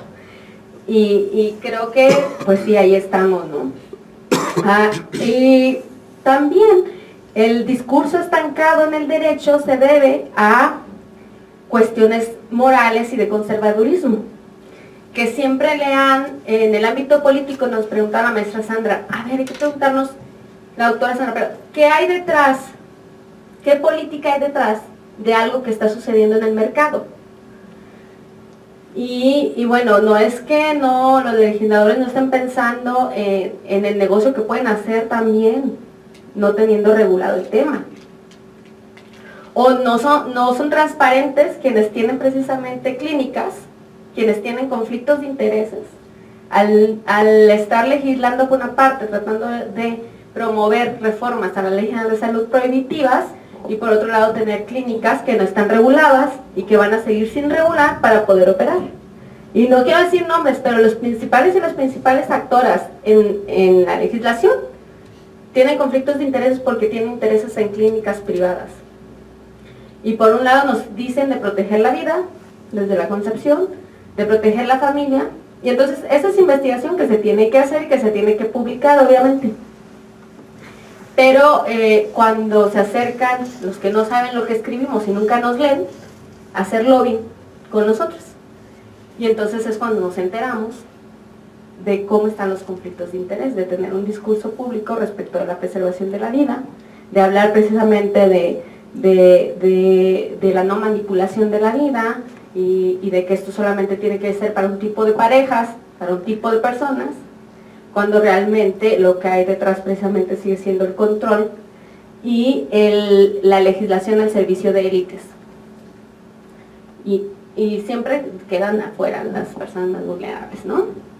Entonces, quise, independientemente de que tengo otra presentación que trata precisamente los problemas legales de filiación en el derecho civil en cuanto a quién es el padre, quién es la madre, cómo se determina y cómo estamos pues en el derecho civil súper atrasados porque tenemos una visión precisamente heteronormativa de la constitución de familia, de la filiación, y entonces han llegado casos ya a la corte y que también voy a ir vinculando como vaya pasando en mis diapositivas para decir que sí hemos tenido avances, pero que han sido todavía heteronormativos, aunque se quiera tener una corte progresista, una Corte Interamericana también que se llama de Progresividad de los Derechos Humanos, todavía con visiones heteronormativas por desconocimiento también. Entonces sí, claro que sigue siendo un reto. La otra pregunta que formuló la doctora Chapa fue en relación bueno, no, lo que estaba comentando respecto de que los hombres todavía tienen renuencia a tener hijos que no sean genéticamente vinculados. A mí creo que ese es otro reto y ojalá que lo puedan hacer alguna de ustedes, una investigación que actualice esa información, porque es de 2006, o sea que lleva a cabo una investigación actual, ¿no? Y me dices que te casas en 2015. Porque fíjense que les quiero compartir que en México la primera sala de la Corte, bajo el proyecto de la ministra Norma Lucía Piña Hernández, y que vamos a ver cosas muy interesantes de ella, no es promoción, pero es una, bueno, quienes nos acercamos a la Corte, quienes también hablamos con los jueces, con los ministros, para hacer precisamente un tipo de reporte de cómo la ciencia, o cómo se genera también la ciencia en las Cortes, el discurso de la ciencia en las Cortes. Es por eso que nos acercamos, pero este es un amparo que se resolvió en 2017, el 12 de julio de 2017, que por primera vez lleva la discusión a la Corte del concepto de voluntad procreacional. Y esto porque en la literatura, lo que leemos nosotros, sabemos que es un concepto que tiene desde los años 80 siendo motivo de discusión cuando inician estas tecnologías en Reino Unido. Emily Jackson y otras académicas importantes que también desde estudios de género abordan el tema de la autonomía reproductiva y la voluntad procreacional, pues lo han puesto en la discusión académica desde hace muchos años, pero en nuestro país, desde las ciencias sociales, ese término pareciera como que es no, porque es consentimiento, es autonomía, es esta voluntad procreacional, y que por primera vez la ministra de la Corte lo aborda al resolver sobre la paternidad de un hijo nacido por las tecnologías de reproducción asistida, donde el hombre no fue el portador del esperma. La madre, el caso rápidamente, y lo digo porque sí, como que tenemos que actualizar esos datos, porque entonces la representación que hay de la maternidad y la paternidad ha evolucionado, porque precisamente es una pareja que el hombre no podía producir gametos, y se someten a las tecnologías de reproducción asistida y pueden obtener un esperma de un banco de la propia clínica, y la mujer logra inseminarse y reproducir al hijo que reconoce el esposo como de él también, y al dado de 3 años después de que nace el hijo, es un caso que se presenta en la Corte, aquí en la Corte de la Ciudad de México, en un juzgado familiar. La mujer, al divorciarse, promueve el desconocimiento de la paternidad, y ella puede probar que no es el padre para el derecho civil, puede probar que no está vinculado genéticamente, y le promueve que desconozca la paternidad cuando el niño, su padre es su padre. Y la Corte, el juzgado familiar, precisamente resuelve que aunque científicamente está probado que no hay vínculo genético, el niño, bajo el interés superior del niño, el niño reconoce a su padre como su padre. Entonces, no, la voluntad, el ejercicio de la autonomía, al acompañar a la mujer en el proceso de reproducción y de inseminación, el hecho de querer ser padre con ella, fue el peso, fue el valor que se le dio para reconocer la paternidad y no el desconocimiento. Entonces estamos hablando de una situación distinta a lo que nos comentabas, y llega a la Corte, porque un tribunal de apelación federal sí le otorga el desconocimiento. Entonces él se va hasta traen el caso a la Corte, donde ahí se estudia precisamente el concepto de voluntad procreacional, y deciden precisamente no desconocen la paternidad, y pues claro que ya lo habían decidido en primera instancia, pero el caso fue duramente debatido, y siempre hay que ver pues cómo está el discurso en este momento. O sea, la mujer sí creía que iba a poder ganar el desconocimiento de la paternidad por no la filiación genética. Sí, es un caso relevante, es un caso que llega a la Corte, y se llaman casos relevantes porque precisamente se van atrayendo como van surgiendo, pero hay muchos casos en el Tribunal Superior de Justicia de la misma índole, sobre todo cuando tienen criopreservados embriones, el destino que se les va a dar Hay uno que está por resolverse también, pero no puedo dar datos. Pero hay varios, entonces sí, como que hace falta una actualización de cómo ahora el hombre concibe también la paternidad cuando no hay vínculo genético, o si realmente se afecta algo, ¿no? Porque en esta situación se estaba viendo precisamente afectada su paternidad aunque no estuviera vinculado genéticamente. Entonces, no sé si haya cambiado, no lo sé, pero sí creo que pues sí amerita un trabajo de investigación que actualice los datos, ¿no? Sobre todo porque quien va a regular o quien vaya a resolver las cortes tiene que tener en cuenta esto, que aunque si bien el discurso, la comercialización y la mercantilización ha sido en detrimento del propio rol de la mujer, están surgiendo otro tipo de problemas, ¿no?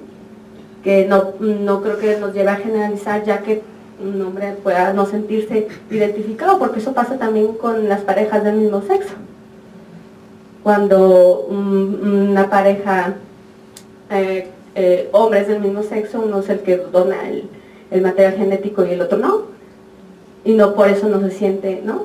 Y no sé, o sea, también he estudiado roles, pero este es un caso relevante de muchos que hay, pero sí tendríamos que hacer como actualizar estos datos.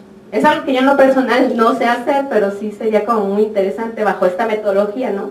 De las entrevistas, de quienes están yendo ahora a las clínicas, que están ahora percibiendo, ¿no? Respecto de la constitución de las familias, o de la familia. Sin embargo, bueno, estos son datos sociológicos que necesitamos, y en el derecho no los tenemos, no existen.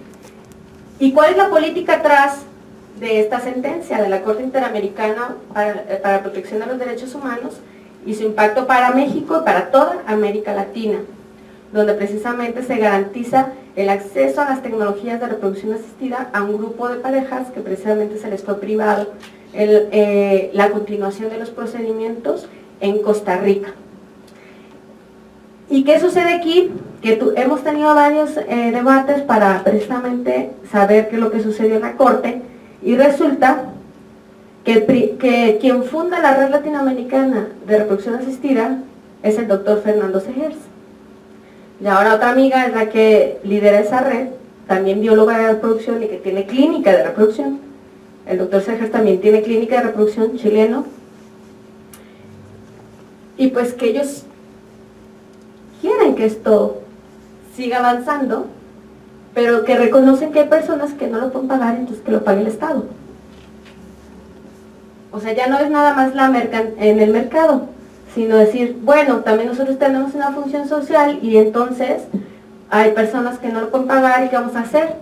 Pues hay que ver la manera de que todos tengan acceso. Este es un problema de acceso a la salud. ¿Y qué creen que hacen? Se van a la OMS, porque estamos hablando de cuestiones de biopoder, ¿no? Se van a la OMS para precisamente patologizar, para delinear la definición de lo que vamos a entender por infertilidad. Y cuando tenemos, ustedes saben que el lenguaje es performativo, y cuando desde el derecho o desde las organizaciones mundiales de la salud empezamos a hablar de estas situaciones y definirlas, pues se vuelven norma y reiteración. Entonces lo que querían era esto. ¿Y qué creen? Que nos salen con esta joya. La infertilidad es un problema de salud, ¿no? Y es un problema que se define como la incapacidad de lograr un embarazo luego de un tiempo de 12 meses o más de relaciones sexuales con una búsqueda intencionada y sin tomar medidas anticonceptivas.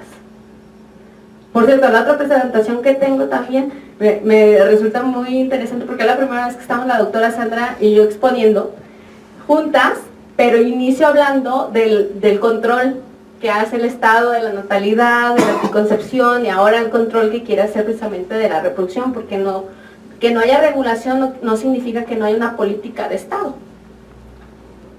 Y la política de Estado precisamente es patologizar a las parejas heterosexuales. ¿Por qué? Porque como lo vemos, el acceso a las tecnologías de reproducción asistida no es, o no debería, si decimos que todos somos iguales, y así lo dice el artículo 4 de nuestra Constitución, y que somos libres de decidir de manera informada el espaciamiento de el número de nuestros hijos. No dice que tengamos derecho a la reproducción genética, señala que tenemos el derecho a establecernos como familia, ¿no? Y de manera informada. Entonces, sí, en el derecho en México, tratar de tener una regulación que diga que todos tenemos derecho a la reproducción asistida a mí me parece difícil por este enunciado normativo, y porque sería perpetuar que solamente a través de la reproducción genética uno puede florecer en esta idea, ¿no? Entonces, no es la única manera de florecer como persona de ser prolífico, de enriquecerte como persona.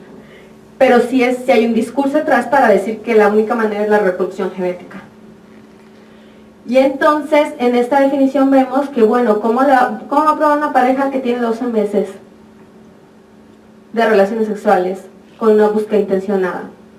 ¿No? A lo mejor, bueno, ellos que son biólogos de la reproducción te pueden emitir un diagnóstico y con eso. Pero claro, esto tiene que ver solamente, esta definición de infertilidad no es lo que un diagnóstico te puede dar.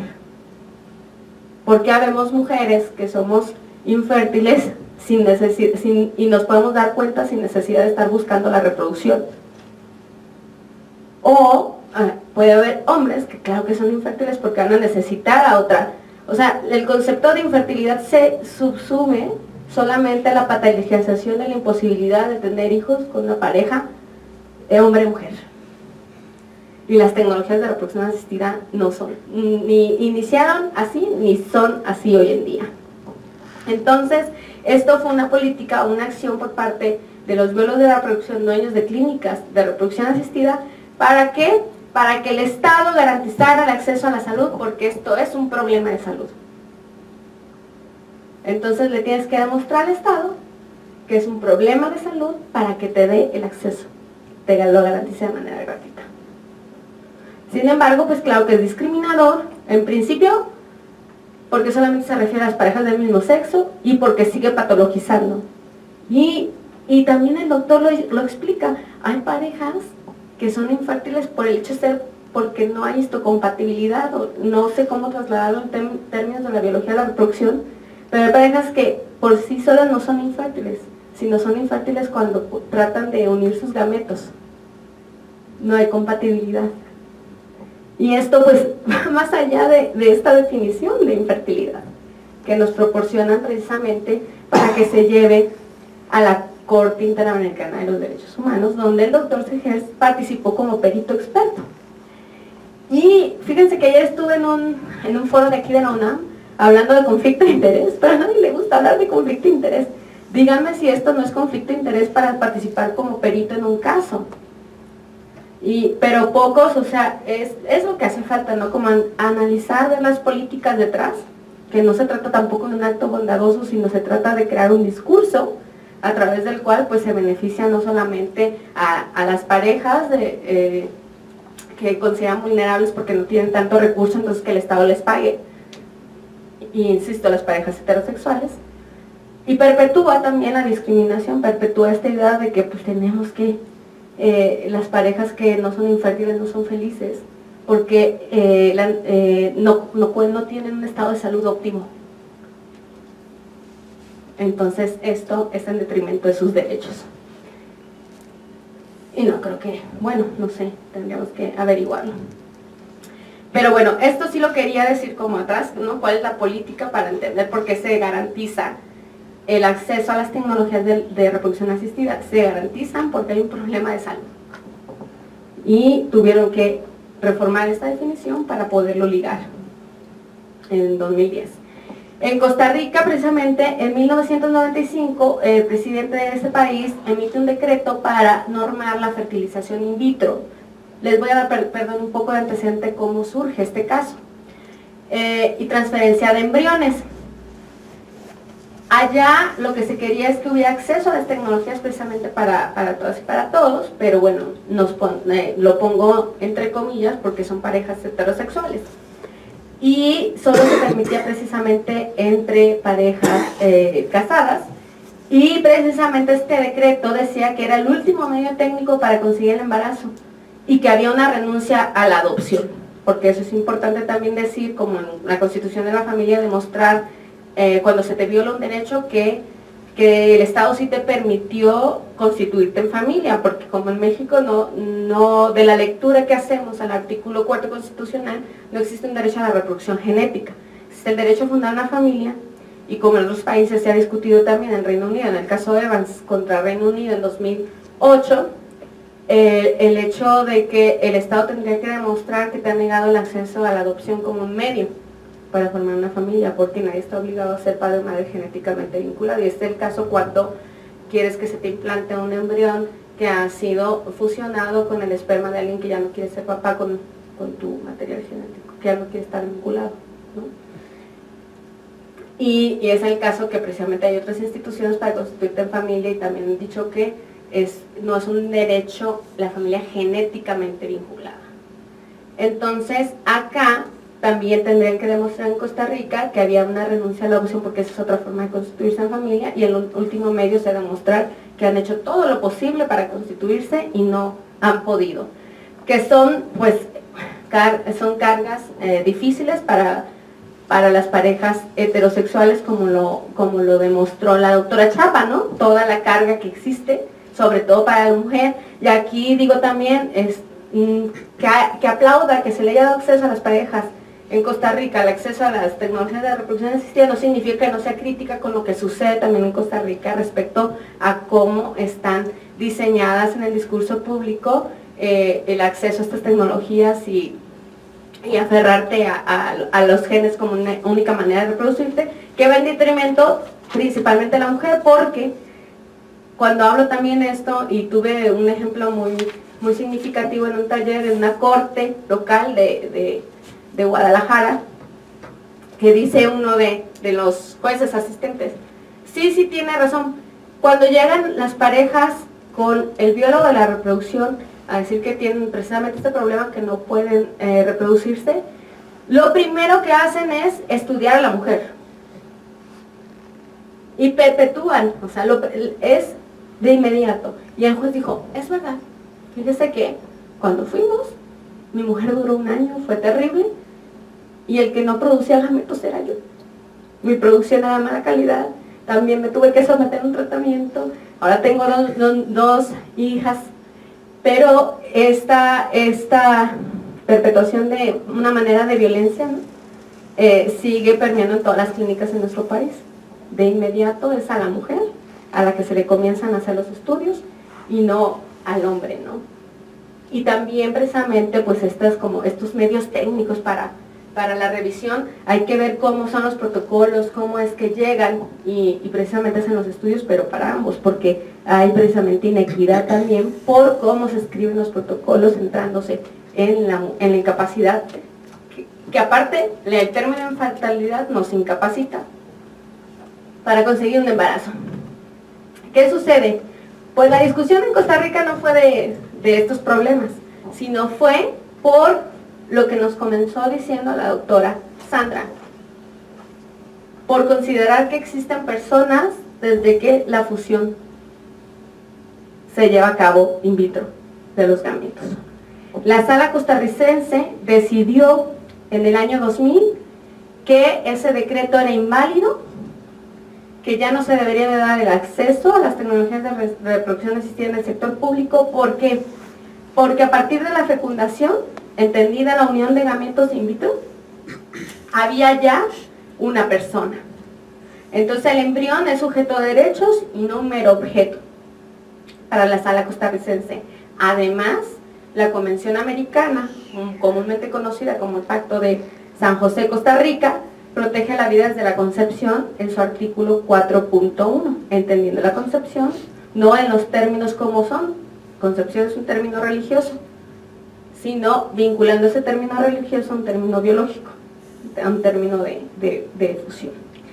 Y además señala que las tecnologías de reproducción asistida, precisamente por el hecho de estar, representan un atentado contra la vida humana debido a la pérdida elevada de embriones considerados seres humanos. Y aquí pongo la cita de precisamente cómo de Vargas Vera, que hace precisamente un estudio del discurso de la Corte costarricense. Entonces, la discusión que se lleva a la Corte Interamericana es la protección de la vida, la protección de la persona, y no propiamente el acceso a fundar una familia, o bien el acceso a las nuevas tecnologías de reproducción asistida. Simplemente las tecnologías no pueden estar porque significan un atentado a la vida humana, y por tanto invalidan el decreto y no se puede llevar a cabo tecnologías de reproducción asistida en Costa Rica. ¿Cuál fue la decisión de la Corte en 2012? Fue precisamente que la decisión de tener hijos biológicos, así lo dice, insisto, muchas personas dicen que biológico y genético no es diferente, pero creo que sí, porque la biología es precisamente un útero subrogado, implica precisamente una cuestión biológica. Ahora el material genético que porta ese útero es genético precisamente, que también a la vez es biológico, pero entonces puede haber una gestante subrogada que sea genética y biológica, pero la mayoría de las veces no es así. Independientemente, creo que sí debió la Corte haber dicho hijos genéticos, a través del acceso a las tecnologías de reproducción asistida que forman parte del ámbito de los derechos a la integridad personal, libertad personal, a la vida privada y familiar. No pudieron construir el discurso desde el derecho a la salud porque la Corte no puede interpretar conceptos que no estén en la Convención Americana de los Derechos Humanos. Y en la Convención Americana de los Derechos Humanos no está el derecho a la salud. Si existe en el Pacto de los Derechos Sociales, Civiles y Económicos, el PIDES, y en el Protocolo Facultativo de El Salvador, pero lo que interpreta la Corte es la Convención y la aplicación de los derechos de la Convención. Entonces se tiene que colgar de otros derechos para demostrar la afectación precisamente a la libertad reproductiva, que tiene que ver con salud precisamente. Entonces habla de autonomía y de libertad porque eso sí está en la Convención, pero no el derecho a la salud. Entonces hay una afectación a la autonomía personal y del proyecto de vida de las personas, ¿no?, que ha sido muy recorrido por las Cortes, el proyecto de vida de cada una de las personas. Entonces, si su proyecto de vida es reproducirse con otra persona, pues la interferencia y la prohibición afecta a los planes de vida de las parejas en cuestión de procrear a través de las tecnologías de reproducción asistida. Y aparte, existe una discriminación indirecta, puesto que existen impactos diferenciados en la relación a la situación de discapacidad, el género y la situación económica, es decir, afectando directamente a la libertad reproductiva. Esta discriminación indirecta precisamente la toma la Corte de la definición de infertilidad, pero que habla solamente, otra vez, una visión heteronormativa en relación a discapacidad de las mujeres, si se fijan. O sea, se le fue a la Corte. Y no, conozco a quienes tomaron esta decisión y no sé por qué, pero claro que es perpetuar la discapacidad de la mujer. Y es una discriminación indirecta, pero lo toma como para garantizar un derecho, porque la que se ve afectada en la salud es la mujer, ¿sí?, por cuestión de ser discapaz y de género. Y bueno, el acceso a la reproducción asistida, perdón, este ya no lo voy a pasar porque es ¿qué ha pasado después en Costa Rica? Pues a partir de que la Corte garantiza el derecho a acceso a la reproducción asistida por una afectación a la libertad reproductiva y a la autonomía, a la autodeterminación, a la integridad y a la familia, se emite otro decreto por el presidente en turno en 2015 y se dan los requisitos, otra vez, ser mujer mayor de edad, soltera o con pareja, ahí ya como que se abrieron, pero insisto, sigue siendo discriminación, porque entonces la discapacidad que afirma la Corte es de la mujer, porque los requisitos, y como lo entiende el presidente, es para la mujer, ¿no? Porque esos son los requisitos que precisamente se señalan y se enuncian. Pues, ¿qué creen? Otra vez la Corte Constitucional, el 3 de febrero, la Corte Constitucional de Costa Rica vuelve a traer el decreto para declarar su inconstitucionalidad, porque dice que todo lo relativo a la regulación de derechos fundamentales, como el derecho a la vida y a la salud, es materia reservada al legislador ordinario. Aunque la Corte no se refirió directamente a la salud, sí lo toma la Corte costarricense porque sabe todo el discurso que hay detrás y todo lo que se generó para señalar que es un problema en salud, una discapacidad, porque ya nos hicieron discapaces cuando nos hacen infértiles. y la vida precisamente que tiene que ver con el plan de vida de las personas. Y entonces emplaza al Congreso a emitir una ley para regular la fertilidad in vitro, la fecundación in vitro, y deja sin efecto el decreto que emitió el presidente con base en la sentencia que ganaron en la Corte Interamericana. ¿Y ustedes tienen que el Congreso se ha reunido para regular? Pues no. Entonces, los derechos humanos en nuestro país y en el sistema interamericano de derechos humanos en nuestro continente están en discusión y en crisis profunda, porque tenemos estados que ven la manera de no cumplir las sentencias de la Corte Interamericana. Y esta es la estrategia de la Corte local, señalar que no es un asunto que puede hacer solamente el Ejecutivo, sino que se trata de un acto legislativo, y por lo tanto tenemos hasta este momento, no hay ley. Entonces, ¿qué hace la Corte Interamericana? Va y supervisa el 26 de febrero de 2016 cómo ha sido el cumplimiento de su sentencia, y se da cuenta precisamente que la Corte Constitucional emplaza para emitir la legislación, y el 26 de febrero de 2016 dice la Corte Interamericana: la prohibición de la fertilización in vitro no puede producir efectos jurídicos en Costa Rica ni constituir un impedimento al ejercicio del derecho a decidir sobre si tener hijos biológicos a través del acceso a dicha técnica. También solamente habla de una técnica, y estando biólogos de la reproducción asesorando a la Corte, ¿no? No sé si es la menos onerosa, si es la que le va a representar menos gasto al Estado, si es la que están dispuestos a luchar los biólogos de la reproducción desde ese aspecto social para apoyar a las parejas, que digo que no es tan genuino, porque sí representa un conflicto de interés. Y la Corte dispone que se mantenga vigente el decreto que se emitió el 11 de septiembre de 2015 sin perjuicio de que el órgano legislativo emita su legislación posterior. Precisamente que se debe de entender que este tipo de técnica está autorizada en Costa Rica y se debe de permitir el ejercicio a dicho derecho tanto a nivel público como a nivel privado, porque también la intención de los activistas conservadores en Costa Rica era prohibir también las decisiones a nivel privado. Y bueno, tengo más elementos en mi diapositiva de lo que debe de tener una regulación en esta materia, pero creo que ya no me va a tocar exponerlos para dar precisamente oportunidad a tener más diálogo y discusión con quienes me acompañan y nos acompañamos en la mesa. Muchas gracias.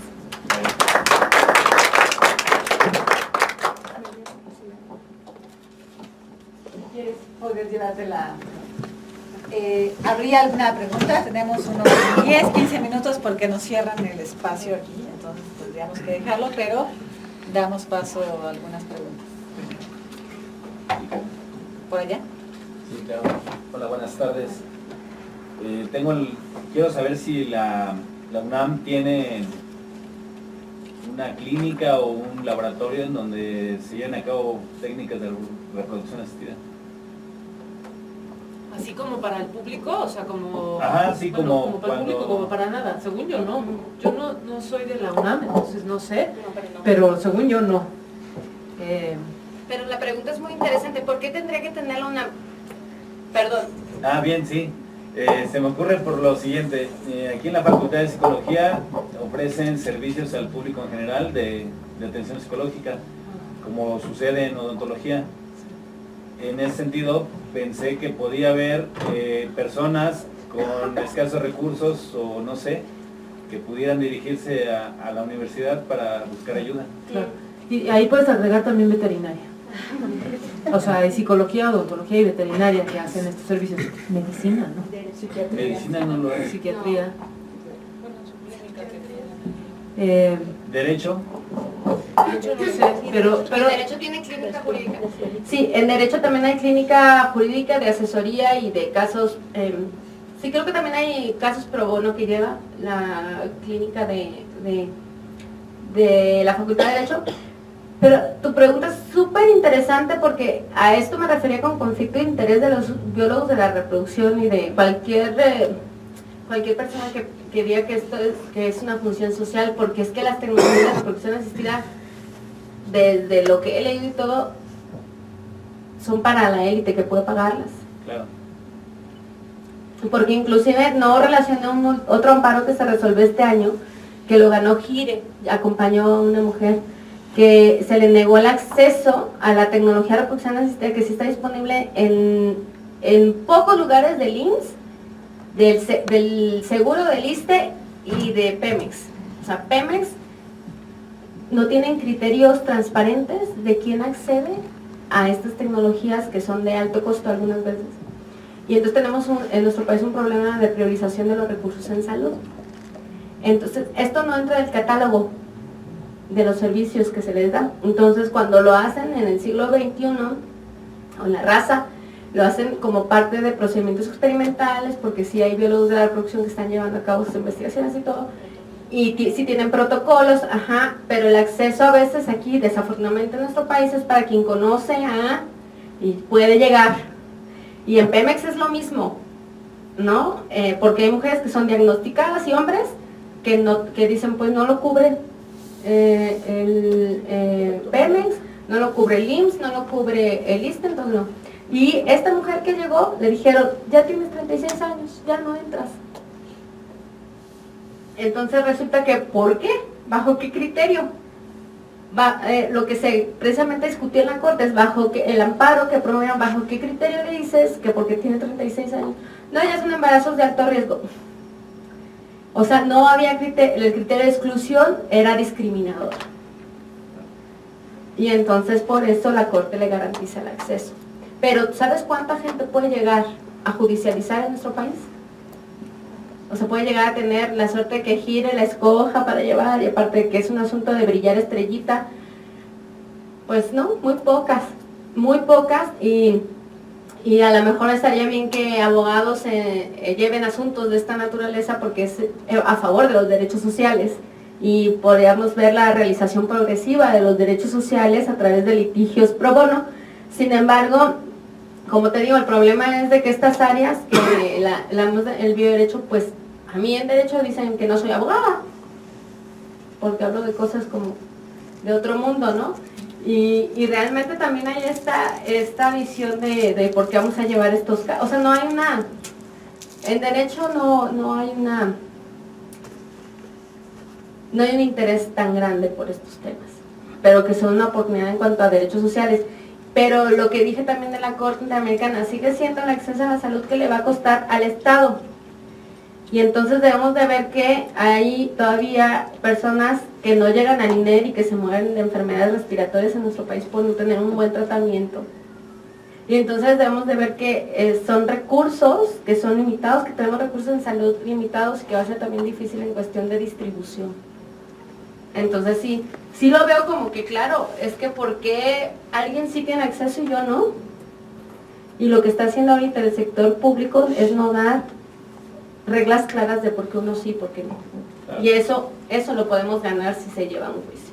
Sí, desde luego. ¿Alguna otra pregunta o algún otro comentario de parte de la mesa? Bueno, prefiero que si hay alguien allá afuera. ¿Alguna otra pregunta? Bueno, tengo una segunda pregunta, si me lo permiten, relacionada con esto. En el caso del primo de un amigo que quiere tener familia, yo me hice la vasectomía hace 17 años, hace 15, 16 años. Desafortunadamente mi matrimonio no prosperó. Mis hijas hoy en día ya son unas adolescentes que afortunadamente dentro de lo que cabe no les falta nada. Sin embargo, quiero darme la oportunidad de rehacer mi vida y tener una nueva familia. Esto, ¿por qué lo contextualizo? Porque a lo mejor por el hecho de que ya tuve hijos, tal vez no tenga derecho u oportunidad de intentar un procedimiento de este tipo, tal vez por el asunto pagado económico. Por el Estado. ¿Perdón? Pagado por el Estado. Claro. Pero en privado. Entonces, ¿qué alternativas podría tener en este caso? Por ejemplo, ¿de clínicas? ¿Hay un listado de clínicas donde Porque, por ejemplo, si yo hago un ahorro y invierto mi dinero en un procedimiento así, ¿habrá clínicas que me garanticen que las cosas van a marchar bien en el asunto del procedimiento? Es decir, ya no va a poder conseguirlo a lo mejor de forma pagada por el Estado. Si voy a pagar, ¿habrá manera de garantizar que todo va a salir bien? Dos cosas. Lo del Estado, yo no lo diría tan tajantemente que no puedes, porque justamente parte de las cosas que está diciendo es que muchas veces la atención está puesta sobre la mujer, no tanto sobre el hombre. Entonces todo depende con quién estás buscándole hacer tu familia. Si estás buscando con una mujer que no tiene hijos, entonces hay más oportunidad. En mi experiencia en el trabajo de campo que he hecho en espacios públicos y privados y mixtos,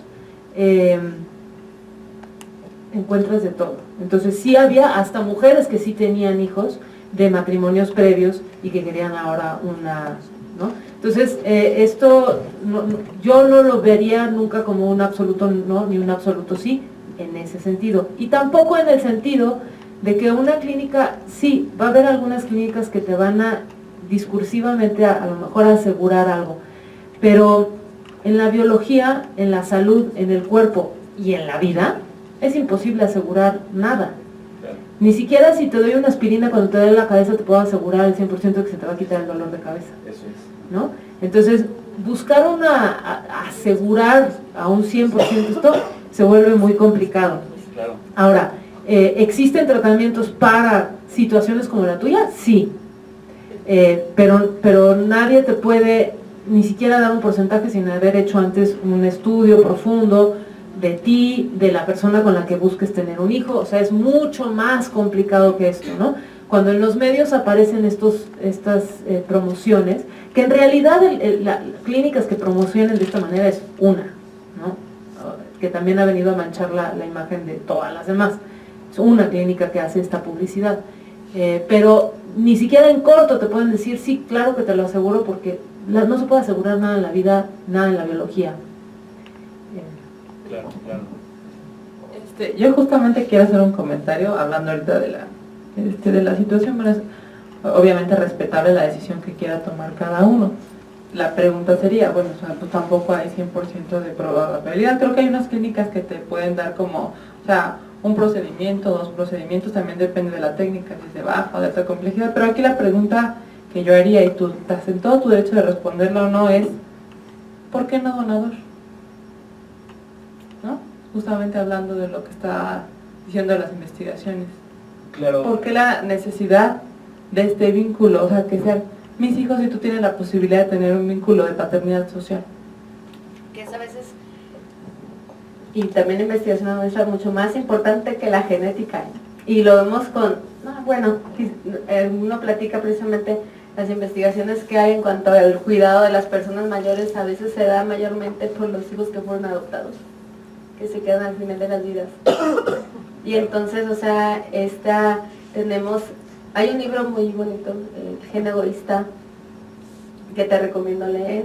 O sea, creo que este discurso que nos dan es la obsesión por los genes, la obsesión por la trascendencia a través de los genes.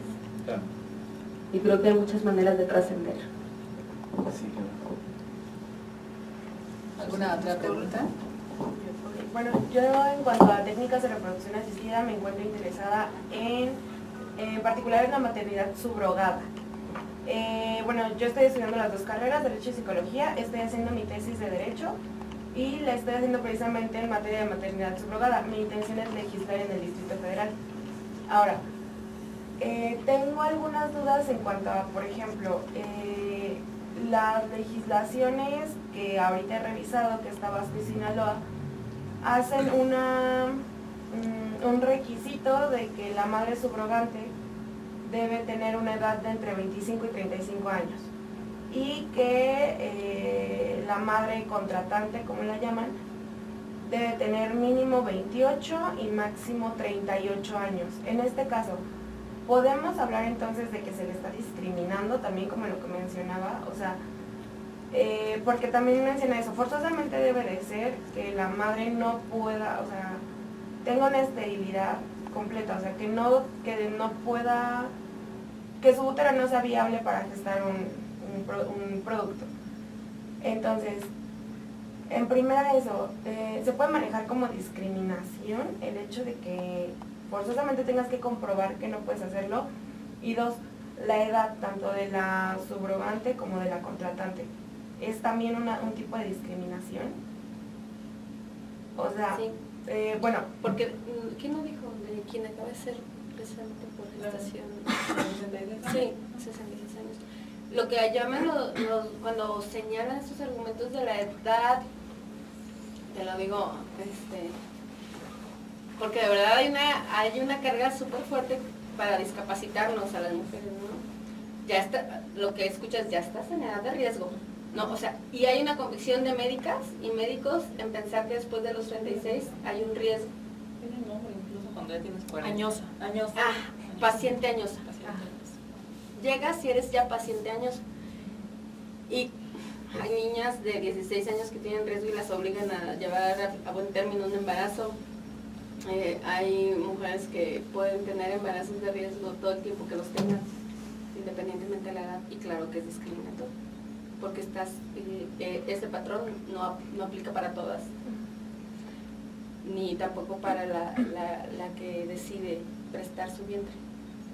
Aquí, por ejemplo, una vez, eso que es discriminativo, y la mujer podría estar en edad de decidir a qué edad, pero lo que entra entonces es derecho familiar para proteger o sea, que la argumento es discriminativo por lo que fuera. Porque si tienes determinada edad, ya estás muy grande para poder ejercer tu maternidad social, y entonces, pero eso yo, o sea, no sé si esté escrito, pues. Sí, está en los códigos y es discriminatorio, entonces en Sinaloa y en Tabasco. No en toda la República. Pero esto es en materia de reproducción asistida. Pero no en familiar, que es donde... En atención familiar siempre vas a ser paciente añoso, después de los 36. Perdón, solo un comentario. Acaba de sacar el ministro Cosío un artículo en Nexos, buenísimo, sobre la reproducción, que no sé por qué se enfocan sobre todo en la gestación subrogada cuando antes... Porque se va a resolver un caso en la corte del tema y quieren ganar. Pero las ministras y los ministros quieren ganar la atención pública también, generando un discurso sobre los temas. Sí. Y es muy no es que sea triste, pero es como, o sea, tenemos que abarcar toda la visión social, la visión jurídica, la visión ética, y creo que fue una visión, me gustó el artículo, pero es muy centrada en la gestación subrogada y sobre todo discriminatoria. Sí, yo lo encontré igual, porque ¿cuántos procedimientos hay para personas heterónimas? ¿Sí? Que no les importa cuánta sobreproducción puede haber de embriones, etcétera, cómo se preservan, si se llegan a comerciar, o sea, no te dan, no hay transparencia de ningún tipo, y eso no les importa. ¿Cómo pasar el paso Z si no han regulado nada? Exacto, no hay transparencia, no hay información, no hay vigilancia, entonces ¿cómo llegas a decir sí que tengamos la gestación subrogada cuando no es regularizado? Eso pienso. Sí, yo estoy de acuerdo, ¿no? Pero los últimos años el tema de la corte fue el aborto, los polémicos, y ahora viene la gestación subrogada para normalizar. ¿Alguna otra pregunta por allá? Pues bueno, lo que podemos ver es los vínculos tan interesantes que hay, las investigaciones que hay pendientes, que creo que hay mucho que vincule como la perspectiva social de tecnología y sociedad, ¿no? La perspectiva psicológica, evidentemente tan intrincada, ¿no? con el enfoque jurídico y de legislación. Entonces, pues, la idea es justo esto, que vean cómo se pueden, ¿no?, cruzar las disciplinas y las investigaciones pendientes. Muchas gracias y muchas gracias a todos. Gracias a ustedes.